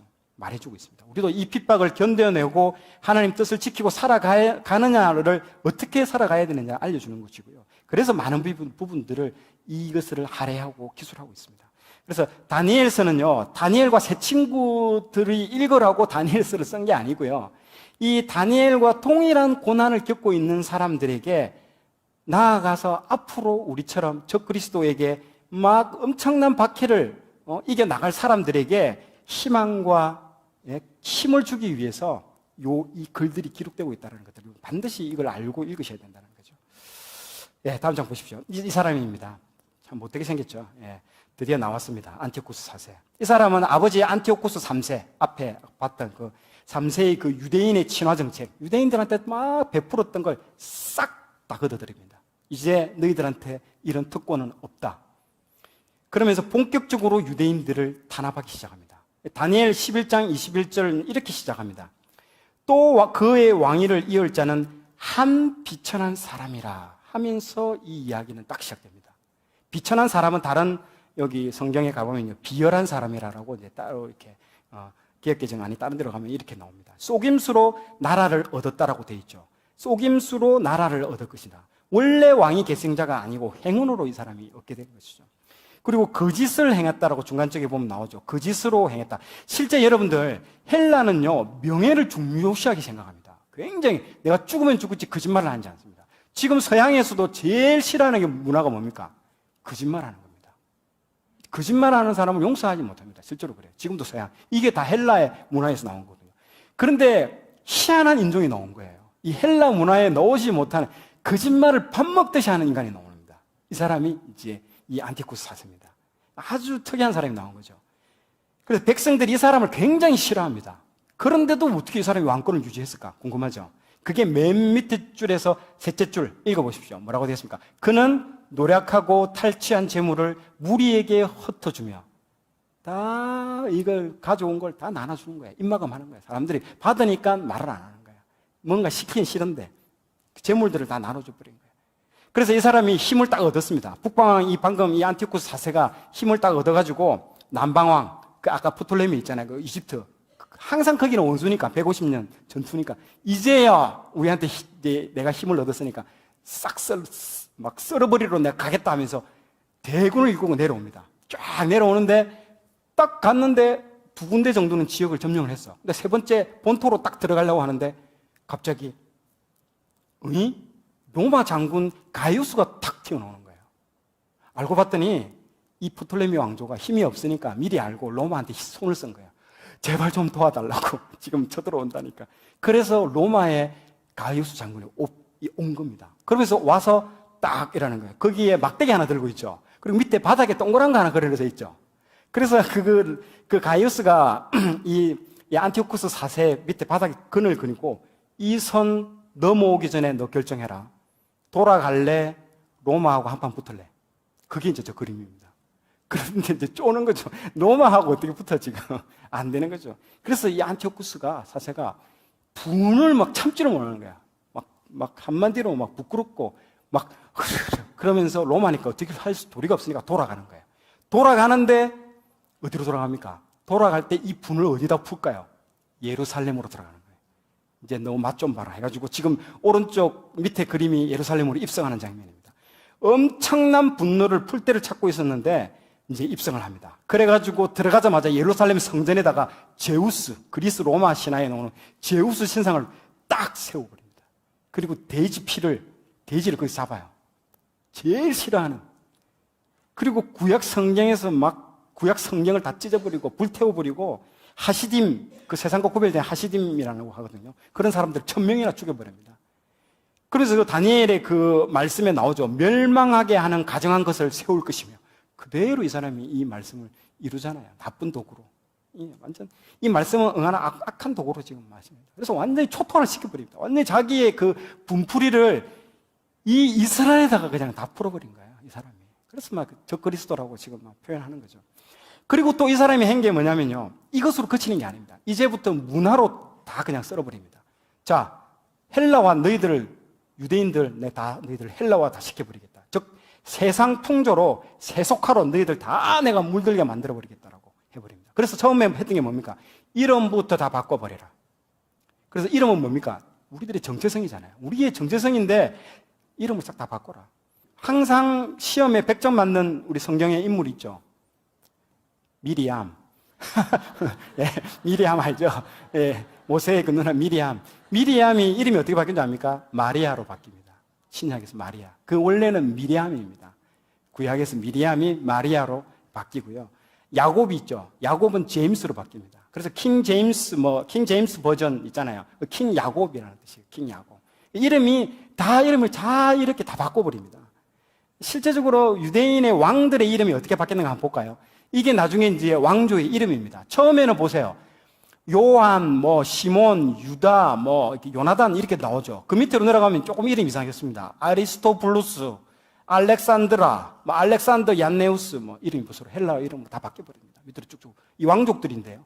나중에 이 이스라엘 왕족들입니다. 싹 이름이 다 바뀌어버립니다. 세속화의 물 다 들어버립니다. 자, 두 번째. 그런데 이 사건의 이야기가 어디에 나오는가? 어디서 많이 본 거 안 같습니까? 다니엘에 나오는 거잖아요. 다니엘의 첫 번째, 다니엘의 이름 다 바꿔버리잖아요. 다니엘은 벨드사살, 하나냐는 사드락, 메삭, 아벳느고로 이름 다 바꿔버립니다. 똑같습니다. 왜 이 다니엘서를 읽으라고 하느냐? 이 시기를 돌파하는 사람에게 힘을 주기 위해서 이걸 보라는 겁니다. 이게 그냥 준 게 아닙니다. 이 다니엘서가. 그러면 지금 우리 살아가는 우리에게도 의미가 있다는 겁니다. 이게 너무 흡사하다는 거죠. 계명하는 것도 창시 계명을 하는 거죠. 또 하나 재밌는 거 볼까요? 두 번째, 음식하고 문화입니다. 두 번째는 음식과 문화입니다. 자, 보세요. 모든 국민들은, 유대인들, 너희들은 자기 관습을 다 버리고 생활 전반에서 헬라화를 강요합니다. 돼지고기 제사를 지내라. 제사 지낼 때 돼지고기를 해라. 그리고 그 제사 음식 먹어라. 할례 절대 하면 안 된다. 안식일 금지. 헬라어 문자 쓰라. 그리고 종교, 제우스 신 섬겨라. 음란한 행위로 자기 자신을 더럽혀라. 이게 그대로 다 절칙에 나옵니다. 스포츠를 장려합니다. 그리고 이것을 어기면 다 사형에 처해버린다라고 딱 나옵니다. 왜냐하면요, 생각해 보세요. 유대인들은요, 이전에 어디에 포로됐습니까? 바벨론에 포로됐고 페르시아에 포로됐습니다. 솔직히 바벨론, 페르시아는요, 문화가 굉장히 하급입니다. 그래서 실제로 이 유대인들은 이 페르시아, 바벨론에 대해서 한 수 아래로 생각했어요. 그럼 문화에 동화될 이유도 없었어요. 그래서 제가 에스더 할 때 말해주지 않습니까? 에스더서 막 할 때 보니까 에스더에 있는 이름들 가지고 조롱하고 희화하고 말했잖아요. 그게 그 나라의 문화를 아주 우습게 알고 있었습니다. 그래서 늘 항상 생각. 그런데 헬라는 차원이 다릅니다. 완전 헬라 문화는요, 이전의 문화하고는요, 지금 전 세계의 문화가 다 헬라 문화입니다. 우리가 생각하고 있는 생각, 뭐 이런 것들, 그리고 글쓰기, 로직, 이런 것들요, 다 헬라 문화들입니다. 헬라는 세계 문화의 중심이었습니다. 로마도 나중에는요, 헬라를 정복했지만 헬라의 문화를 다 따랐습니다. 로마 언어 안 쓰고 헬라 언어 썼습니다. 그 정도로 이 문화에 있어서는요, 영향이 아주 지대했습니다. 그래서 대화술, 3단 논법, 모든 사람은 죽는다. 나는 사람이다. 고로 나는 죽는다. 이 3단 논법, 이게 다 헬라에서 나온 겁니다. 소크라테스 이게 다 거기서 나온 거고요. 그리고 철학, 문학, 소크라테스 아까 아리스토텔레스 문학 있죠. 문학은요, 호메로스, 일리아드 이런 글들, 그리고 수학, 피타고라스, 이때 다 나온 겁니다. 제 별명이 옛날에 학교 다닐 때 피타고라스거든요. 이게 수학을 잘해서 그런 게 아니고 배짜 꼬라가지고요. 배짜 꼬라, 몸무게 50kg 이게 왔다 갔다 해가지고요. 아주 이렇게 사람 형상을 한 지가 그렇게 오래되지 않았습니다. 이게 학교 때는 사람 몰골이 안 했습니다. 그래서 이 헬라 문화는요, 지금까지 유대인들이 경험해보지 못한 차원이 다른 문화였습니다. 그래서 수많은 젊은이들이 여기에 완전히 다 동화가 다 되어버렸습니다. 너무너무 좋아하는 거죠. 지금 우리한테 딱 비슷하죠. 그리고 어떤 사건이 있었냐면요, 실제 할례를 하면 죽여버립니다. 그리고 8일 만에 할례를 행하다가 적발이 되어가지고요, 그 엄마의 애를 죽여버려요. 애를 죽이고 엄마의 목에다가 걸고 그 동네 한 바퀴를 돌게 합니다. 그러니까 그걸 보는 순간 10원 케이스다. 너가 할례했다가는 죽여버린다라고 10원 케이스로 해버렸어요. 그거 다 나옵니다. 얼마나 무서운지 모릅니다. 그 상황들이. 그게 헬라와의 이 안티코너스 사세가 만든 겁니다. 그런데 이 사건 보십시오. 동일하죠. 음식이죠. 이것도 음식 안 먹잖아요. 다니엘 똑같습니다. 지금 보세요. 이름 바꾸고 다니엘. 왜냐면요, 먹는 것 여러분들 보면 별것 아닌 것처럼 생각할 수도 있잖아요. 돼지고기 이거 먹는 건 뭐라고? 없어서 못 먹는데. 이렇게 생각할 수도 있는데 작은 이것부터 무너지면 모든 게 무너진다고 지금 유대인들이 생각하는 거예요. 그래서 유대인들이 이 이름, 어떻게 보면 이 먹는 거 이런 게 목숨을 걸고 지금 하는 겁니다. 왜냐하면 우리도 그렇잖아요. 식장에서 술 한 잔 한 잔 마실 수 있잖아요. 그거 무너진 순간 다다다다다 그 다음부터 끝까지 다 가는 겁니다. 하나의 첫 번째 문을 열어주느냐가 그게 싸움이거든요. 그걸 지금 얘기하는 겁니다. 또 하나 보십시오. 재밌는 겁니다. 진짜 스포츠입니다. 이 고대 그리스는 뭡니까? 올림픽의 발상지거든요. 또 하나 스포츠가 우상이 된다는 거죠. 그리스 하면 올림픽 아닙니까? 그리스의 그 집내지움이라는 저 말도 헬라에서 나옵니다. 체육관이라는 뜻이거든요. 자, 신장 개업했습니다. 그리스식 운동법을 당신도 할 수 있습니다 하면서 젊은이들이 옷통 벗고 난리를 한 거예요, 지금. 원래 여러분들 이 레슬링, 복싱, 육상 이런 것들 다 나치로 합니다. 다 벗고 다 실제로 그때 당시는 그때 했습니다. 그런데 유대인들은요, 자기 살을 보여주지 않습니다. 아시잖아요. 옷을 칭칭 감고 그냥 자기 살을 보여주지 않는 문화입니다. 그런데 이 헬라 문화는 뭡니까? 옷 다 벗고 그냥 레슬링, 복싱 이런 걸 하는 겁니다. 그런데 젊은이들이 거기에 열광하는 거예요. 지금 유대 젊은이들이 세속화되는 거예요. 지금 다 건강한 신체에 건강한 정신이 깃듭니다. 여러분들 오세요 하면서 다 넘어가는 거예요, 지금. 그러니까 우통 까고 레슬링 하니까 그걸 보는 전통 유대인들은 아이고 말 세다. 지금 어떤 지금 광경인지 보이시겠죠? 안에 지금 혼란의 극치입니다, 지금. 지금 유대 안에 예루살렘 안에는요, 지금. 그리고 안식일을 지키지 않고요, 예루살렘에 있는 그 스포츠 스테디움을 만들었어요. 그 안에 안식일 날에 인산인해로 사람이 모이는 거예요. 그 스포츠 빅게임을 보기 위해서. 예루살렘에 있는. 지금 챔피언스 리그 있잖아요. 프로야구 똑같은 거예요, 지금. 지금도 스포츠가 우상인 시대죠. 밤새워서 잉글랜드 축구 보고 와가지고 그 다음날 예배 시간 졸고 똑같은 거 아닙니까? 똑같은 거예요, 지금. 이게 세속화. 이걸 지금 하고 있는 겁니다, 지금. 그래서 유대인들이 급격히 헬라와 세속화되어 가는 과정에서도 끝까지 신앙을 지키는 사람이 있습니다. 돼지고기를 안 먹어서 순교당하는 사건이 여기에 나옵니다. 진짜 우리는 없어서 돼지고기 못 먹는데요. 이 사건 말을 하니까 진짜 오늘 제육볶음 먹고 왔는데 그래서 죄송합니다. 어머니하고 아들 7명이 이제 잡혀가지고 안티오쿠스 4세 앞에 딱 끌려옵니다. 그리고 안티오쿠스 4세 앞가 그 삼겹살하고 돼지고기 쫙 해가지고 고기를 치크치크 냄새가 좋겠다 굽고 있습니다. 먹어라. 절대로 안 먹겠습니다라고. 7명의 아들. 그러면서 큰 아들부터 딱 잡아가지고 그 시뻘건 그 솥에다가 불을 달고 놓습니다. 그리고 한 명씩 그 안에 던집니다. 그런데 얘들이 끝까지 하나님 앞에 신앙을 고백하면서 죽습니다. 첫째 아들도 죽고, 둘째 아들도 죽고, 셋째 아들도 죽고, 다 죽습니다. 그리고, 우리의 몸을 멸하는 사람은 우리는 두려워하지 않고, 우리의 영혼과 몸을 동시에 멸하는 사람은 우리는 두려워한다고. 그렇게 해서 다 죽습니다. 그러면서 그 엄마가 아들을 격려하고 막 옆에서 또 용기를 북돋아줍니다. 그 엄마가. 하나님께서, 정확하게 이렇게 됐습니다. 하나님께서 너를 다시 살릴 수 있으니 오늘 하나님의 이름을 위하여 당당하게 죽자고 계속 엄마가 격려하고 있습니다. 그 아들이. 그래서 그 아들 7명이 한 명씩 다 죽습니다. 끝까지 다 죽습니다. 그래서 나중에는요, 이 안티코스 4세가요, 사정을 합니다. 제발 좀, 마음 한번 좀 바꿔봐라고. 내가 사정은 내가 잘해줄게. 제발 마음 한번 바꿔먹고 한번 먹으라고 계속 얘기를 합니다. 이러다 너희들 다 죽는다면서. 지금 오히려 바뀌었어. 근데 오히려 저쪽에서 당당하게 아예 막 죽는 걸 이제는 넘어선 사람들이에요. 이 사람들은. 그러니까 완전 이게 역전이 되는 거예요. 우리 모두 그런 사람들 될 줄 믿고 선포합니다. 당당하게 대합니다. 그래서 결국 이 7 아들과 어머니 모두 순교합니다. 여러분, 중간사는요, 공백기가 아니고 이런 신앙인들의 엄청난 이야기들이 나오는 겁니다. 여러분, 다니엘서에 나오는 풀무불은요, 거짓말이 아닙니다. 안티오코스 4세 때는요, 그게 매일의 일상이었습니다. 그 풀무불이. 왕이 새 친구에게 풀무불에 넣겠다고 막 신에게 절하라고 하니까 하나님이 나를 구원해 주실 것이다. 그러나 그리 아니하실지라도 나는 당신의 선을 섬길 수 없다라고 고백했잖아요. 그래서 우리는 막 찬양할 때 그리 아니하실지라도 하면서도 마음 한편으로 구해 주셨지 하면서 막 웃으면서 하는데요. 이 버전은요, 그리 아니하실지라도 버전입니다. 안 구해 주십니다. 실제로 그리 아니하실지라도. 이 당시는요, 다니엘 세 친구처럼 구원받은 숫자가 거의 없습니다. 이 중간기 때는요. 그럼에도 불구하고 하나님 앞에 신앙을 다 지키자는 것입니다.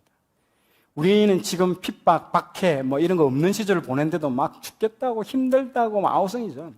우리 눈앞에 가마솥을 시뻘겋게 달궈놓고 와요. 하나님 믿으면 너 여기 던져주고 안 믿는다면 살려주겠다고 하면 누가 하나님 안 믿겠다고 하겠습니까?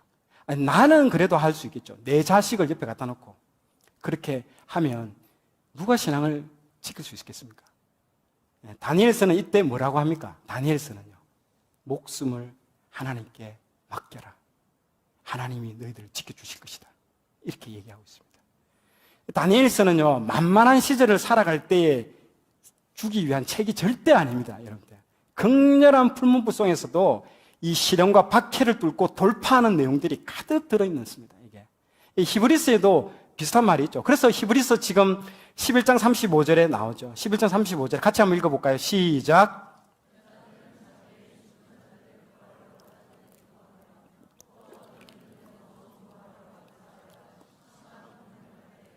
무사히 풀려나기를 원하지 아니하였으며. 네. 히브리서가요, 왜 썼다고 저번에 내가 말씀을 드렸지 않습니까? 기록된 목적이 다 유대인들이 예수님 빨리 안 오시니까 다 배교하고 예전으로 돌아가 버리는 거예요. 유대교로 다 돌아가 버리는 거예요. 다 돌아가 버려요. 어떻게 은혜를 받은 사람이 율법으로 어떻게 다시 돌아갈 수 있냐? 그러면서 히브리서를 쓴 거잖아요. 계속 왜 배교하고 왜 다시 돌아가느냐? 거기에 대해서 히브리서 썼던 사람도 아주 잘 아는, 저는 사도 바울이라고 생각하는데, 추측을 하는데, 다 아는 거예요. 이 중간기 때 있었던 사건들, 보세요. 이 얘기들이 딱 그 얘기들을 얘기를 하는 겁니다. 히브리서 썼던 이 부분들도 다 이 부분들을 얘기를 해주고 있는 겁니다. 이 사건들은 훗날 예표적인 사건입니다. 이제 앞에서도 전도서에도 우리가 읽었지, 해 아래 새 것이 없습니다. 다시 일어납니다. 이런 사건들. 그래서 어머니와 7 아들이 순교를 왜 반복적인 패턴으로 계속 일어났다는 걸 한번 여러분들 잘 보셔야 됩니다. 우리에게 주시는 메시지. 자, 그래서 너무너무 박해가 심하니까요, 이집트로, 이 알렉산드리아로 딱 피신해버립니다. 도망가버립니다. 박해가 너무 심해지자 이스라엘 내부에서는 짐을 싸고 다 이집트로 피신해버려요. 그래서 하나님도 섬기고 그리스 신도 섬기면서 우리 아이들도 살아야 되지 않겠냐 하면서 배교하는 그룹들이 부지기수로 나옵니다. 다 도망가 버립니다. 저쪽으로. 아들 교육 때문에, 우리 자녀 교육 때문에 저쪽으로 다 가버립니다. 지금 신앙 때문에. 그런데 안티오코스 4세의 극심한 박해가 최고조로 달할 때에 헬라와 정책을 이제 밀어붙입니다. 그래서 사절단들을 전국에 다 보냅니다. 이 유대 땅 가서 감시하고 홍보하는 거죠. 야, 스포츠 해야 돼. 그리고 안식일 지키면 안 돼. 하는데, 그런데 이 사절단이 들어가지 말아야 될 동네를 들어가 버립니다. 우리나라 쪽 어디입니까? 은남동이죠. 이런 데 오면 이제 이런 데 모딘이라는 그 마을에 딱 들어갑니다. 여기에 아주 진짜 마띠디아라는 제사장이 살고 있는데요. 이 사람이 초강성 유대인입니다. 불의를 보면 저는 잘 참는데요. 이 사람은 참지를 않습니다. 아주 이 사람은 강골입니다. 이 사람은. 그래 헬라 문화사절단에 와서 할례하지 마라. 돼지고기 먹어라. 안식일 지키지 마라. 이렇게 요구하니까 마따디아하고 저 5 아들이 우리는 아브라함과 이삭의 하나님께만 제사 지내고 제우스한테는 제사 지낼 수 없다라고 거절하고 이 사절단을 그냥 죽여버립니다. 그 자리에서. 이게 이제 난리가 난 겁니다. 그러면서 혁명의 깃발을 확 내거는 겁니다. 이게 이때부터. 그래서 이게 그 유명한 마카비 혁명입니다. 이 안티쿠스 4세를 상대로 24년간 이제 혁명이 시작되고 전투가 벌어지는 겁니다. 이게 이제 이름하여 마카비 혁명입니다. 그런데 이것도 성경에 나오죠. 그가 또 언약을 배반하고 악행하는 자를 속임수로 타락시킬 것이나 오직 자기의 하나님을 아는 백성은 강하여 용맹을 떨치리라. 아멘. 네, 마카비 혁명이 이제 시작됩니다. 여러분 게릴라 전략으로 하죠. 이 사람들 힘이 없기 때문에 저 강한 헬라 군대하고 붙을 수 없어요. 그래서 어떻게 합니까? 게릴라 전략으로 하죠. 게릴라 전략이라는 게 뭡니까? 치고 빠지는 전략이잖아요. 치고 빠지는 거. 치고 빠지는 거 보통 이 도구 연장 생각하면 뭡니까? 뭘까요? 도끼 아닙니다. 도끼 아니고. 도끼. 어디 조직에서 그만. 도끼 아니고요. 이게 뭐냐면 망치입니다. 망치. 때리고 치고 빠지고 치고 빠지고. 그래 망치라는 마카비의 뜻은 이 망치랍니다. 망치. 망치의 뜻입니다. 그래서 이제 치고 빠지는 게릴라 전략을 통해서 아주 전쟁을 잘합니다. 연전연승을 합니다. 그래서 마따디아하고 5명의 아들들이 어디로 도망가냐면 고프나 산지로 도망을 갑니다. 도망을 갔는데 이 사람들만 있는 게 아니고 전국에서 막 몰려오기 시작하는 거예요. 우리나라 임진왜란 때 누가 옵니까? 의병, 막 곽재우 장군하고 막 장거기 막 군대가 없으니까 의병들이 이제 다 모이는 거예요. 그게 이 하시딤이라는 사람들이 모이는 거예요. 이게 의병들을 이름하여 이제 하시딤이라고 하죠. 말라기 3장 17절에 보면 그 만군의 여호와가 이르노라 나는 내가 정한 날에 그들을 나의 특별한 소유로 삼을 것이요 또 사람이 자기를 섬기는 이들을 아낌같이 내가 그들을 아끼리니 그때에 너희가 돌아와서 의인과 악의를 분별하고 하나님을 섬기는 자와 섬기지 아니한 자를 분별하리라. 이 말씀을 따라 내가 구별된 삶을 살겠다. 내가 하나님 앞에 구별된 삶을 살겠다라는 운동이 일어납니다. 그 사람들이 이 하시딤이 운동으로 일어나는 거예요. 그 사람들이 의기투합하는 거죠. 아까 그 5명의 그 형제들과 이 하시딤이 하나가 돼가지고 이제 이 전쟁이 이루어지는 겁니다. 근데 이 사람들이 시장은 참 좋았습니다. 하시딤이. 근데 나중에 이 사람들이 문자적으로 막 지키는 것으로 바뀌면서 정신은 다 사라지고 외적으로 보여지는 이런 것만 집착하면서 나중에 되게 되죠. 이게 이제 나중에 바리새인들의 되는 어떤 그 원인이 되는 겁니다. 이 사람들이. 그래서 이제 총 4번의 전투를 합니다. 이 4번의 전투가 고르나 전투, 그리고 벳호론 전투, 엠마오 전투, 그리고 맨 마지막에 벳술 전투. 총 4번의 전투를 통해서 아주 기습적으로 나타나고 탁 치고 도망갑니다. 연전연승을 해가지고 4번째 벳술 전투에서 예루살렘을 입성을 합니다. 성전을 재탈환합니다. 그 제우스 신전하고 돼지 피로 얼룩진 데를 말끔히 다 청소해버립니다. 그리고 깨끗하게 청소한 그 날이 언제다고요? BC 164년 12월 25일입니다. 우리가 성탄절날로 이렇게 지내는 그 날이 정확하게 똑같이 12월 25일입니다. 그래서 이스라엘은 지금도 이 수전절, 이게 수전절이거든요. 성전 봉헌절로 지키고 있습니다. 그래서 안티오코스 4세는 이 성전 재탈환 전에 이미 죽었습니다. 죽습니다. 그래서 유다 마카비의 이제 승리를 이제 가져오게 되죠. 그래서 여러분들 지금 보시면 등잔에 촛대가 몇 개로 보입니까? 9개로 보이죠? 근데 진짜 촛대는 8개만 촛대입니다. 가운데는 불 쏘시개 역할을 하는 거고요.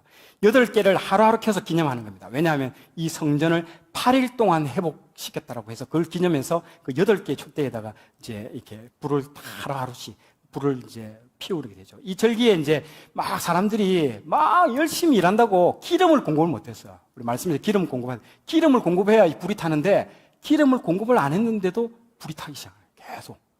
그래서 너무 하나님이 우리를 위해서 축복해 주셨다고. 그래서 이 기름절기라고 하죠. 빛의 축제라고도 하면서도 기름절기라고 합니다. 그래서 지금 그 사진에 보면 기름으로 튀겼던 저 도나스를 먹습니다. 기름으로 튀긴 저 도나스를 이때 먹습니다. 이 하누카라는 이 수전절에 먹고요. 우리도 명절에만 먹는 게 있잖아요. 송편이나 뭐 떡국 이런 것처럼 딱 저 때만 먹습니다.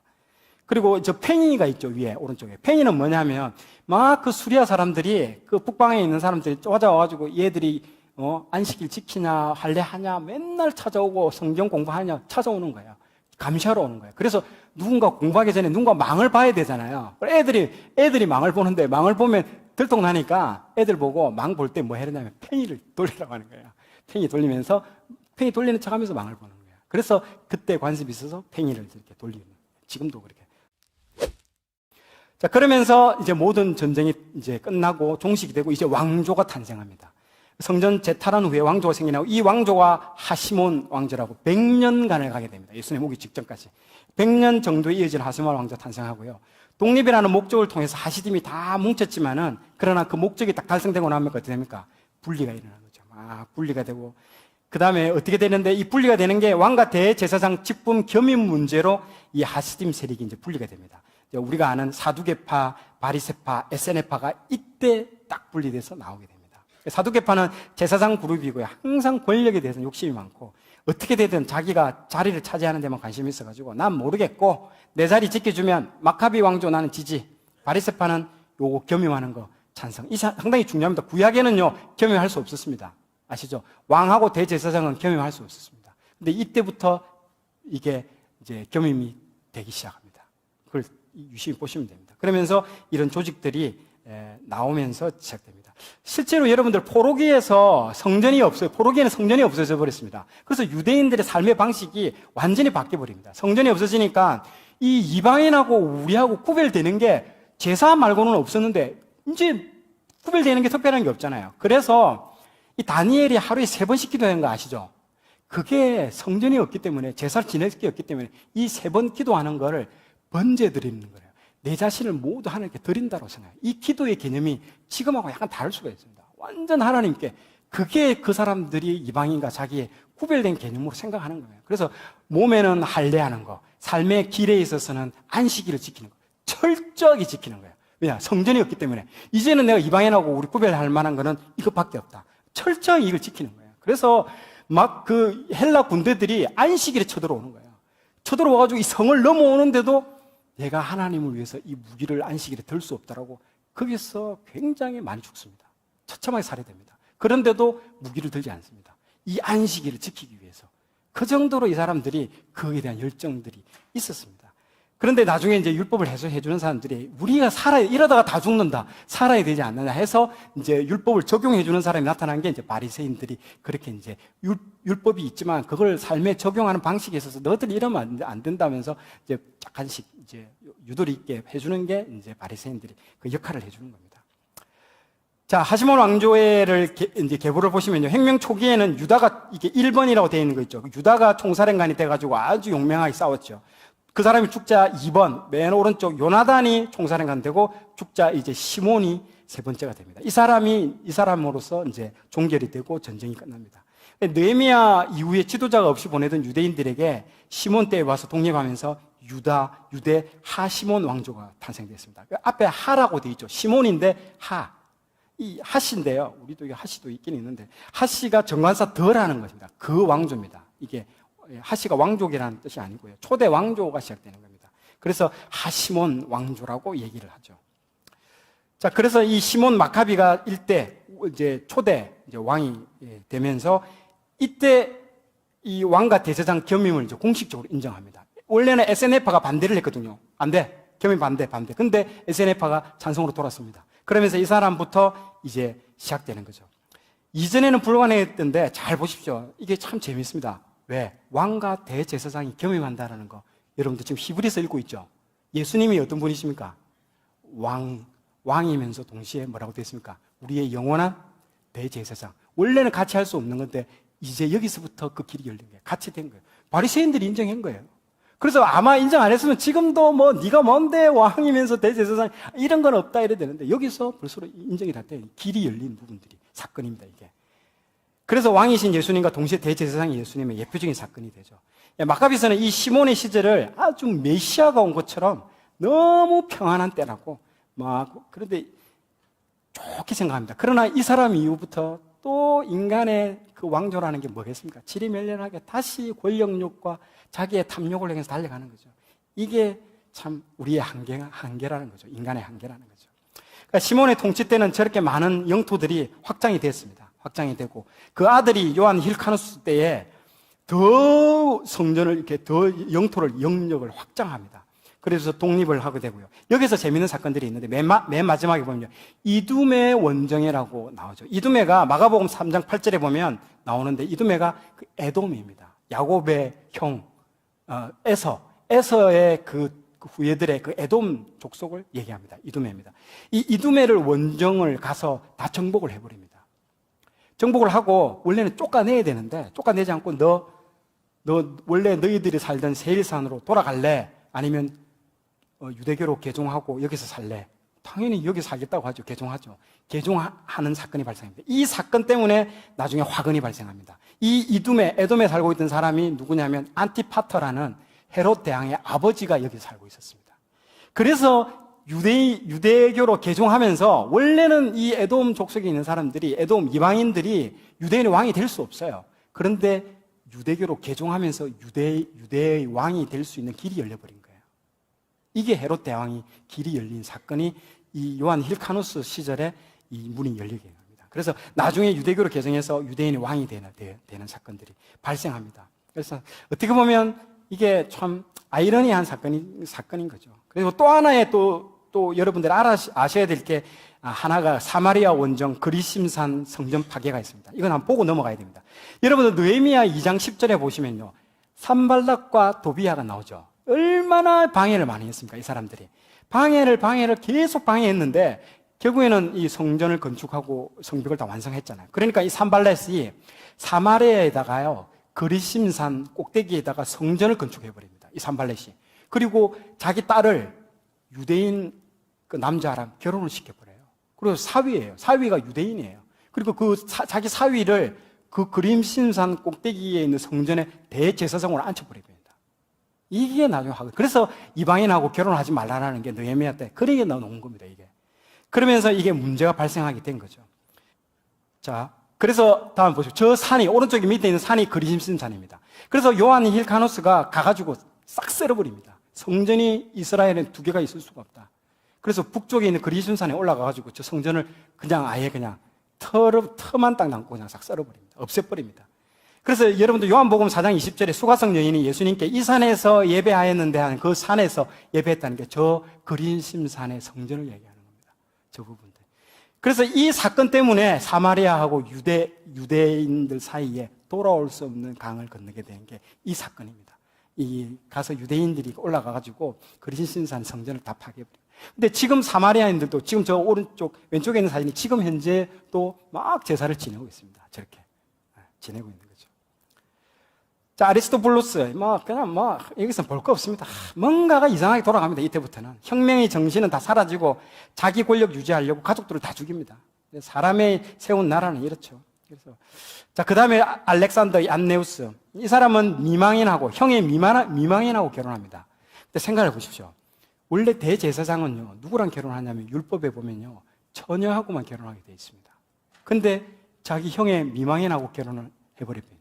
그러니까 누굽니까? 이 바리새인들이 가만히 있습니까?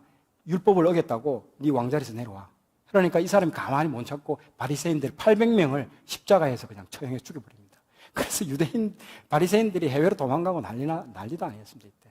이렇게 완전히 엉망이었습니다. 지금 그 이후로 1대까지만 좋았고 2대, 3대로 내려오면서 계속 지금 인간이 세운 왕조들은 이렇게 되는 겁니다. 그래서 살로메 알렉산드라가 와서 잠시 또 전성기를 약간 맞이했나 싶었더니 마지막 이 요한 힐카누스 2세, 이 아들 2명이 생기는데요. 첫째 아들과 둘째 아들이 있는데 둘째 아들이 원래는 왕위를 첫째 아들한테 줘야 됩니다. 이 요한 힐카누스 2세한테 주려고 했는데 이 아리스토블루 2세가 굉장히 똑똑합니다. 그리고 국민들의 신망도 이 사람이 한 몸에 다 받아버렸어요. 그러니까 사람들이 이쪽으로 민심이 다 쏠리니까 그냥 이 사람이 포기했어요. 요한 힐카누스 2세가 그냥 줘버리자 권력 했는데 이때 누가 딱 등장하냐면 헤롯 대왕의 아버지 안티파터가 딱 나옵니다. 그러면서 누구한테 붙냐면 요한 힐카누스 2세한테 딱 붙습니다. 야, 이 왕위를 왜 동생한테 주냐? 너 정말 내가 도와줄게. 내가 로마의 권력을 힘입고 내가 너한테 도와줄 테니까 너 걱정하지 말고 있어라 해가지고 로마의 폼페이우스 장군하고 딱 붙어가지고 이 아리스토블로 2세한테 같은 권력을 뺏어서 형한테 줘버립니다. 이 사건 때문에 나중에 로마가 이 이스라엘을 갖다가 점령하게 되는 결정적인 사건이 이 두 형제 때문에 일어나는 겁니다. 그래서 로마가 이 이스라엘을 지배하게 되죠. 그리고 이 사건 때문에 결국에는 나중에 이 안티파터가 이 요한 힐카누스 2세도 다 제거해버립니다. 그리고 자기 아들이 유대인의 왕으로서, 초대 왕으로서 딱 나중에 등장하고 유대인을 지배하는 그런 일이 여기 일어나는 겁니다. 그래서 이게 마지막으로 이제 일어나는, 그래서 나중에 이걸 막 사람들이 막 관심이 떠나니까 뭘 합니까? 성전을 건축해주고 그러잖아요. 헤롯 대왕이. 다음 장 넘겨보십시오. 그래서 헤롯 대왕이 신약에 3명이 딱 나오는데요. 대헤롯이 예수님 태어날 때 그 아들입니다. 안티파터의 아들 대헤롯. 이 사람이 예수님 태어날 때 2세 미만의 영혼을 다 죽여라. 나 외의 왕은 있을 수 없다. 다 죽여라 했던 사람이 대헤롯이고요. 그리고 헤롯 안티바스, 저 사람이 예수님 십자가에서 죽을 때 있던 사람이 헤롯 안티바스. 그리고 맨 밑에 헤롯 아그리빠, 저 사람이 충이 먹고 죽었던 사람 있잖아요. 그 사람이 이 헤롯 아그리빠입니다. 그래서 헷갈리지 않도록 여러분들 세 사람이 있는데 그건 나중에 한번 다음에 설명하도록 하겠습니다. 신앙에 가서. 그래서 헤롯은 다음 시간에 여기까지가 하는 게 좋을 것 같고요. 헤롯하고 로마 이야기들은 예수님 오기 직전에 이제 거의 다 왔습니다. 바로 이제 한 정거장만 가면 되는 건데 거기까지 하겠습니다.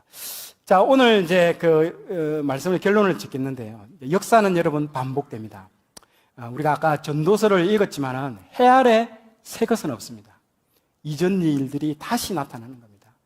최근에 이제 선포되는 말씀이 이제 마지막 때의 말씀이 계속 선포되고 있죠. 오늘 우리가 배운 중간기가 마지막 시대에 일어날 일들에 대한 예표적인 이야기들입니다.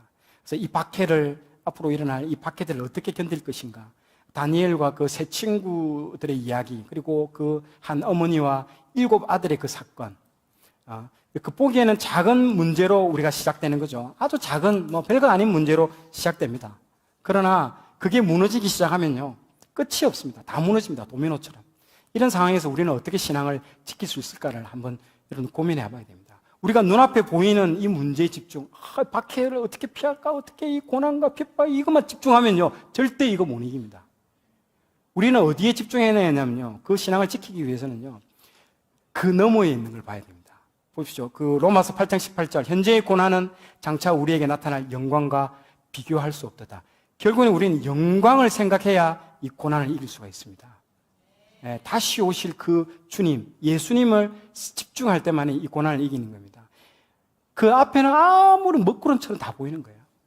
제가 예전에 한번 필리핀에서 1년에 어학연수 하다가 필리핀에서 돌아오는데요, 기상이 너무 안 좋아가지고 비행기가 뜨지를 못하더라고요. 너무 이렇게 먹구름이 있어가지고. 그래서 돌아갔어요. 돌아오니까 이제 공항에서 전화를 주더라고요. 전화를 주면 그때 타러 오라고 그러더라고요. 딱 전화가 왔길래 타러 갔는데 그래도 이게 먹구름이 가득한 거예요. 도저히 앞이 이거 비행기 뜨겠냐 이거? 이렇게 생각했어요. 그런데 활주로에서 쫙 출발하는 거예요. 와, 얼마나 무섭든지 그 시커먼 거기를 비행기가 쫙 이루어가면서 또 올라가는데요. 그 시커먼 구름 안으로 싹 들어가는데, 와, 얼마나 무섭든지. 그런데 놀라운 게 그 먹구름을 쫙 돌파하고 나니까요, 그 먹구름 너머에 정말 청명한 하늘이 있잖아요. 깨끗한 하늘이 보이는 거예요. 와, 그때 제가 신앙이 굉장히 바닥을 치고 교회도 어쩌다 한 번씩 나와 이럴 때 완전 인생의 밑바닥이었는데 그때 눈물이 확 나더라고요. 와, 신앙이 안 좋을 때인데도 이 우리 눈앞에 보이는 이 먹구름과 같은 이 상황에서 그걸 돌파하고 넘어갔을 때에 하나님이 전혀 안 보이는 것처럼 보이는 이 상황일지라도 그것을 뚫고 넘어갔을 때 거기는 여전히 하나님이 그 청명한 하늘 가운데 있다라는 거예요.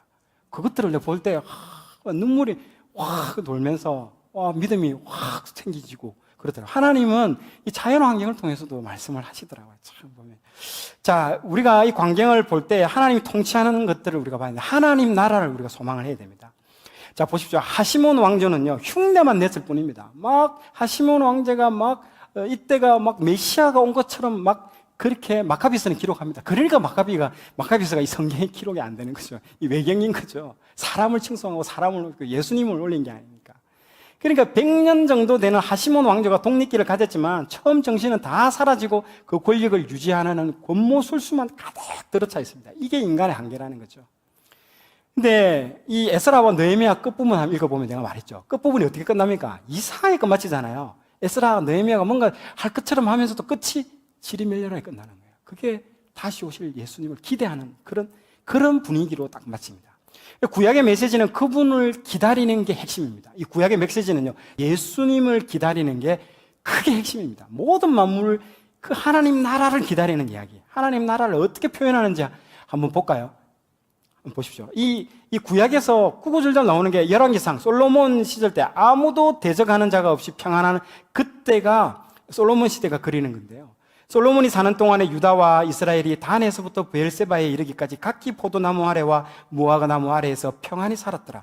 솔로몬 시대에 누렸던 그 평화의 시대를 이렇게 묘사하고 있습니다. 무화과 나무 아래에서 포도나무.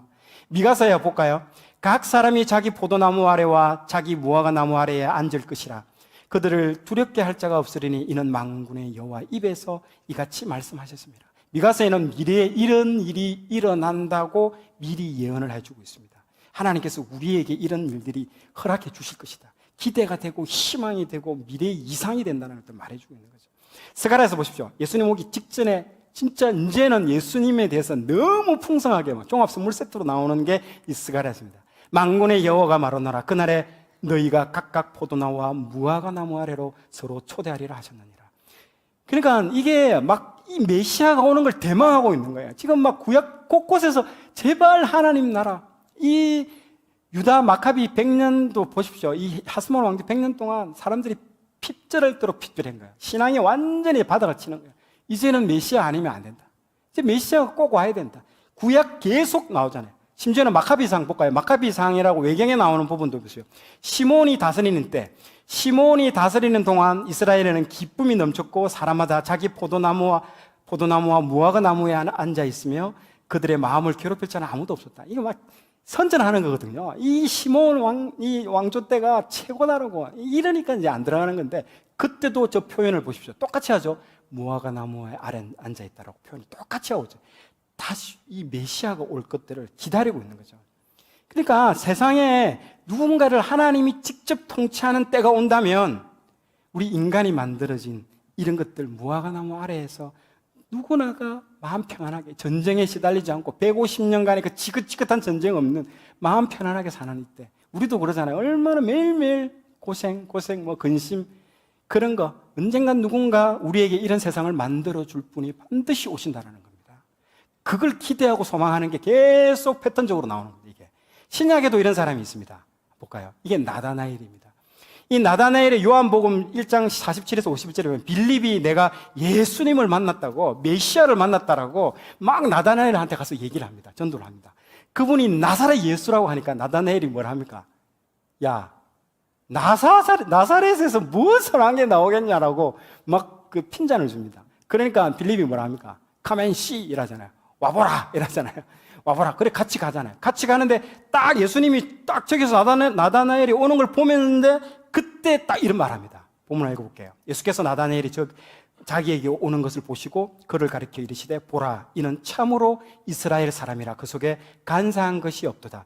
나다나엘이 이르되 어떻게 나를 아시나이까? 예수께서 대답하여 이르시되 빌립이 너를 부르기 전에 내가 무화과 나무 아래에 있을 때에 보았노라. 나다나엘이 대답하되 랍비여 당신은 하나님의 아들이시요 당신은 이스라엘의 임금이로소이다.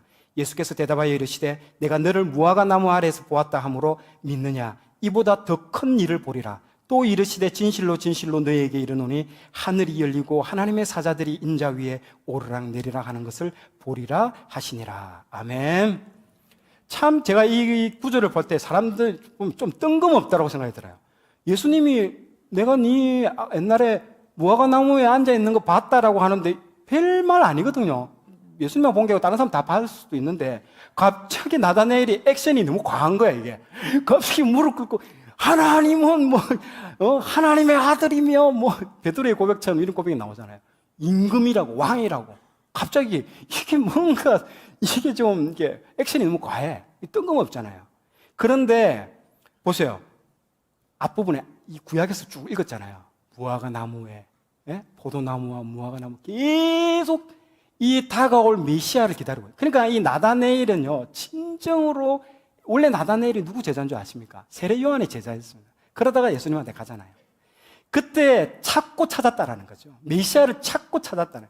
그래서 나다나엘은 진정 하나님 나라를 정말 마음속에 기다리고 매일매일 기도하고, 그래서 보자마자 예수님께 딱 나다나엘이 딱 예수님이 나다나엘을 보자마자 그 속에 뭐랍니까? 간사한 게 없더라. 나도 그런 소리 한번 들어봤으면 좋겠어. 맨날 간사한 게 없다라고. 정말 너는 참으로 메시아를 갈망하고 기다리고 있었다라는 걸 바로 간파해 버리잖아요, 예수님. 그러니 무화과 나무 아래라는 그 표현들이요, 겉으로 볼 때는 그런 것처럼 보이지만 그 구약의 메시지들을 보고 아까 마카비에 나오는 그 메시지들을 보면요, 바로 그 말을 듣는 순간 네가 무화과 나무 아래에서 봤다는 걸 볼 때 바로 꼬꾸라지 버립니다. 거기서 나다네일이. 그러면서 자기의 마음을 다 알고 있는 예수님께 그냥 펑펑 울어버린 거죠. 다 고백해버린 겁니다. 지금 우리는 예수님을 얼마나 지금 갈망하고 있습니까? 나다나엘처럼. 아무도 메시아를 기다리지 않고 있는 이 세대입니다. 아까 헬라 시대 때 봤죠? 스포츠에 미치고 막 전부 우상으로 다 세속화될 때 아무도 예수님 기다리지 않았습니다. 그때 예수님 초림으로 바로 오버리십니다. 갑자기. 그 세상 속에서 모두 자기 권력을 탐하고 자기가 하고 싶은 거 자기 욕심대로 돌진하고 있는 그때에 나다나엘은 그 메시아 한 분만을 기다리고 있었다는 거죠. 계속. 그리고 예수님이 나다나엘의 그 마음을 다 읽고 있었던 거죠. 이 대화를 통해서. 나 다 안다. 내가 다 안다. 너의 마음을, 너의 아픔, 너의 속에 있는 그 갈망, 메시아에 대한 갈망, 내가 다 안다. 그러니까 정말 우리가 우리의 마음을 알아주는 사람 만나면 얼마나 정말 울고 싶지 않습니까? 펑펑 그 사람 앞에 막 울잖아요. 그런 것처럼 누군가 지금 나다나엘은 자기 마음속에 어느 누구에게도 말하지 못했던 그 타락된 세상, 그 지금 보세요. 중간기에 그 타락된 세상 속에서 자기만 고민하고 있던 그 문제들을 예수님이 딱 보자마자 바로 간파하고 알아버린 거죠. 그래서 우리 속에 있는 걸 누가 감히 알 수 있겠습니까? 예수님 말고는요. 예수님도 나다나엘을 알아봤고요. 나다나엘도 예수님을 바로 알아본 거죠. 메시아를 알아본 겁니다. 그래서 하시몬 왕조는 흉내만 낸 것뿐이죠. 하시몬 왕조 흉내만 낸 겁니다. 잠시. 그러나 예수님은 진실로 우리에게 정말 참 평안을 주시고 정말 우리가 어떤 절망과 고통 가운데서도 오직 우리 주님만 바라보고 정말 이 땅 위에서 어떤 박해와 정말 핍박이 오더라도 용기 있게 당당하게 돌파될 줄로 믿고 선포합니다. 자, 마지막 결론 한 번 더. 왜 예수님은 이때 오셨을까요? 참 타이밍이 참 기가 막히죠. 참 궁금하죠. 다른 때도 있을 텐데 그 막 2세 미만의 영아를 죽이고 있는 극심한 박해인 그 2000년 때 왜 그때 오셨을까? 참 조금 더 빨리, 조금 더 뒤에 오실 수도 있는데 왜 그때 오셨을까? 타이밍인 거죠. 보세요. 길과 말과 해당입니다. 이 설명을 어떻게 하나씩 해드리도록 하겠습니다. 자, 갈라디아서 4장 4절에 보면요, 때가 참에 하나님이 그 아들을 보내사 여자에게서 나게 하시고 율법 아래에서 나게 하신 것은 딱 말씀 나오죠. 예수님이 오시는 바로 그때가 때가 충만하게 찼다는 겁니다. 이제 무르익을 대로 무르익었다는 겁니다.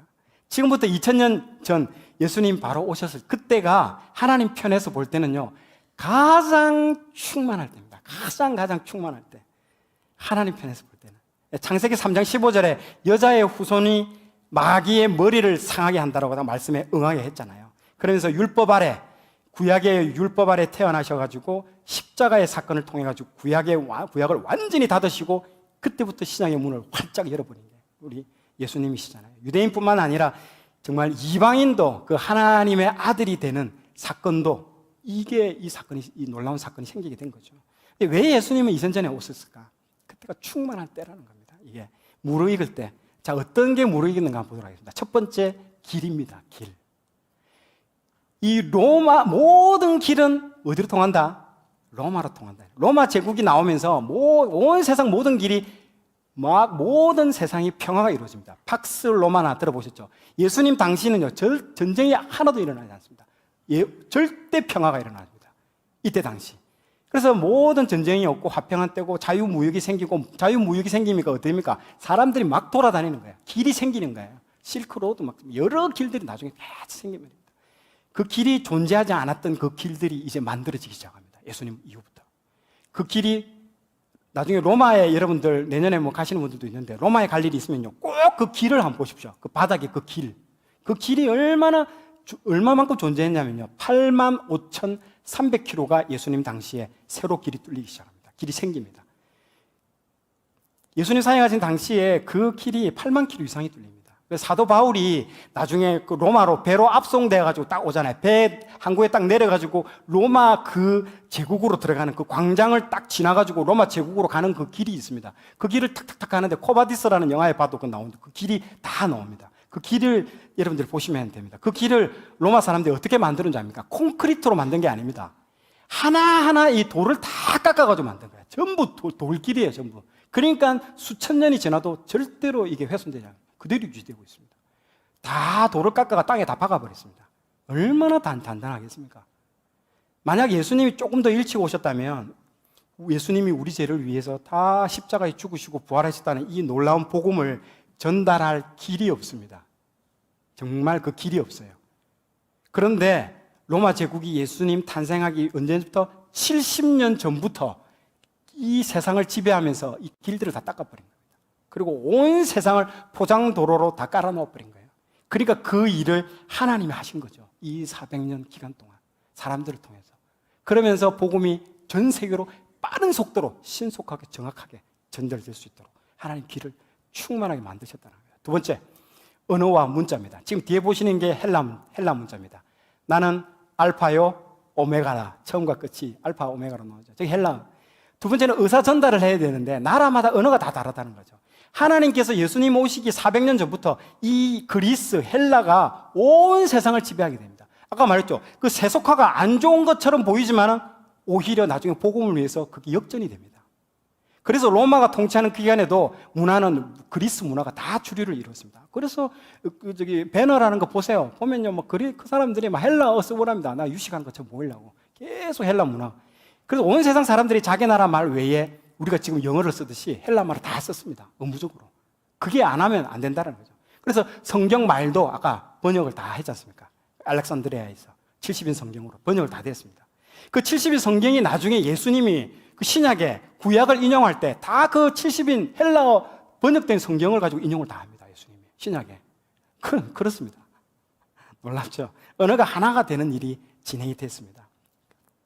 세 번째, 회당이 생겼다는 거죠. 아까 디아스포라, 유대인들이 다 핍박 때문에 다 전 세계로 흩어져 버립니다. 그러면서 말씀을 막 나중에 사도 바울하고 사도들이 전달하러 가야 되는데 말씀의 전진 기지인 도시가 있어야 됩니다. 도시가 있어야 되는데 이방인들 도시마다 유대인들이 다 회당들이 있는 거예요. 쫓겨나면서 디아스포라가 되면서 가는 곳곳마다 회당들을 다 지어가지고 솔직히 가세요. 생판 모르는 데 가가지고 말씀을 전할 수가 없습니다. 그래서 어떻게 전했냐? 처음에 사도 바울과 사도들이 다 그 곳곳마다 회당으로 들어갑니다. 회당 들어가서 누굴 전도하냐면 기존의 유대인들을 먼저 전도시켜 그리스도인으로 바꿉니다. 그래서 회당장 야이로가 예수님 그때 나오잖아요. 회당장. 그 회당장들이 다 변화가 되는 거예요. 나중엔 고린도 교회에는 회당장이 2명이 있었는데 고린도 그 지역에는 2명 다 바뀌어버립니다. 그리스도인데요. 그 그리스도인으로 바뀐 사람들이 또 전도하게 되고 그래서 수많은 이방인들이 그 회당 중심으로 다 모이는 거예요. 그게 나중에 신약의 그 역사들입니다. 그런 곳곳들이 다 생기면서 하나님이 다 일을 해놓으셨다는 거죠. 그래서 AD 70년 예루살렘이 함락되고 완전히 다 파괴됐습니다. 그때 전 세계 유대인들이 어떻게 됩니까? 흩어질 수밖에 없는 거죠. 이게 전 세계로 다 흩어진 겁니다. 중국까지 갔다는 겁니다.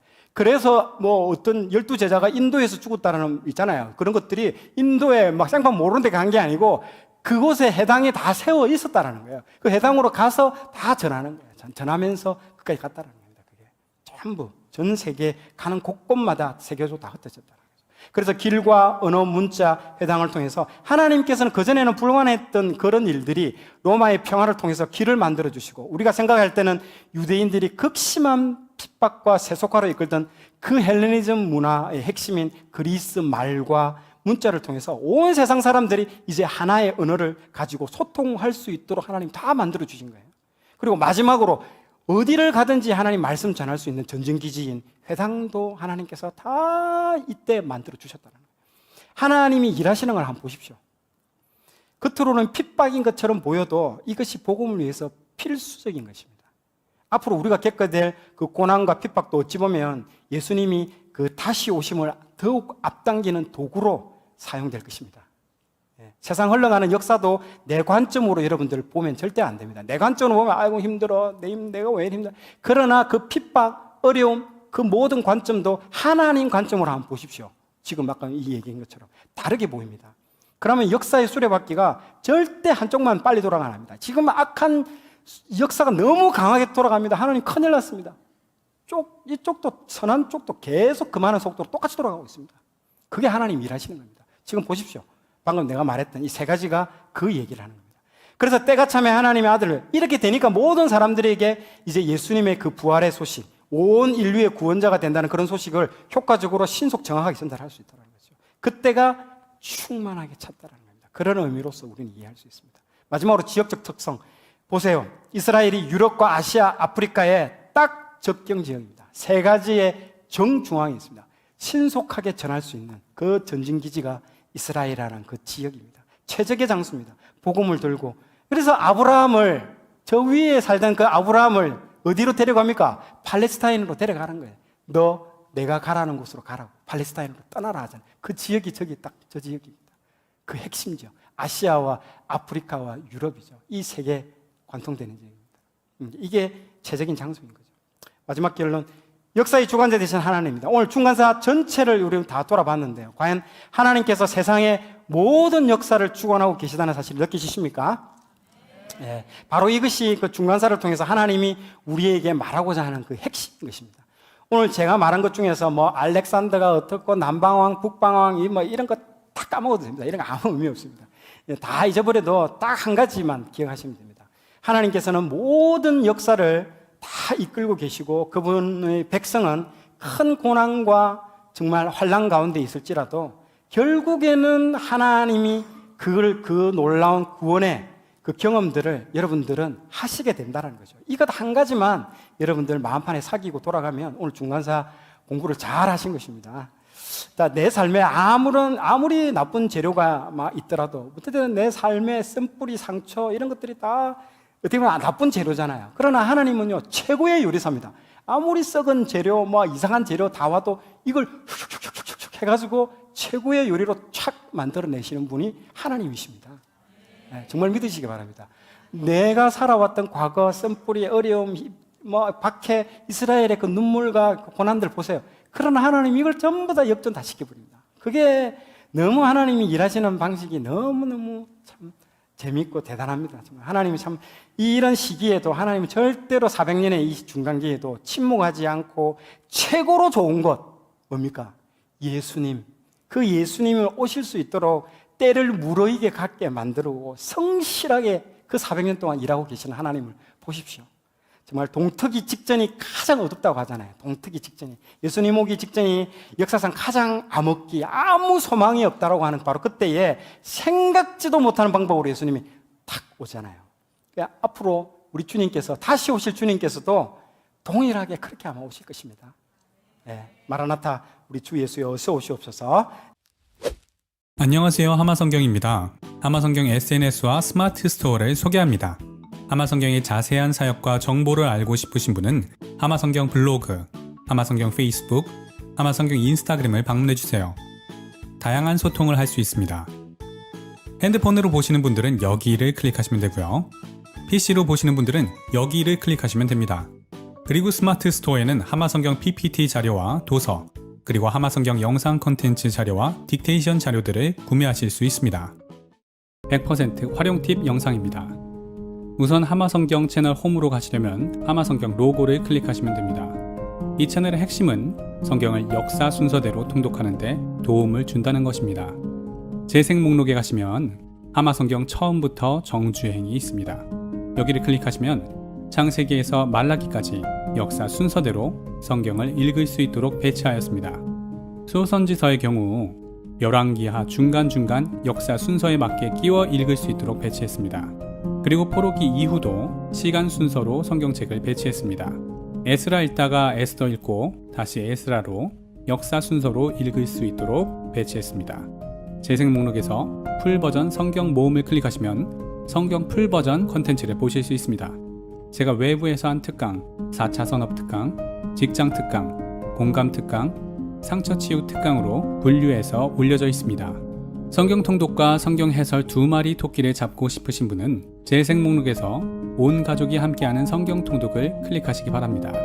사무엘상 하 그리고 열왕기상까지 한 장씩 해설하고 드라마 바이블로 통독하는 영상입니다. 온 가족이 함께 성경 통독하실 때 사용하면 좋은 콘텐츠입니다. 하마성경을 인기순으로 보시려면 동영상 메뉴에서 인기순으로 설정하시면 하마성경 내에서 인기가 많은 순서대로 나옵니다. 1분 미만의 짧은 영상을 보시려면 홈에서 맨 아래 쇼츠 영상을 클릭하시면 됩니다. 커뮤니티는 구독자분들과 소통하는 채널입니다. 하마성경의 최근 활동, 성경 통독 공지, 설문조사, 언론기사 등의 내용을 구독자분들과 소통하는 공간입니다. 자주 방문해서 좋아요, 댓글로 응원해주세요. 멤버십을 클릭하시면 매월 정기적으로 하마성경을 후원하실 수 있습니다. 후원자는 어떤 혜택이 있으며 어떻게 이용하는지에 대해 알 수 있습니다. 마지막으로 정보를 클릭하시면 하마성경 사명, 비전, 핵심 가치를 볼 수 있습니다.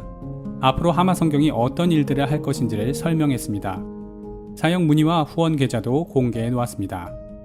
앞으로 하마성경 100% 활용법을 보시고 하마성경을 잘 이용하셔서 하나님 마음으로 성경 읽으시기를 기도하겠습니다.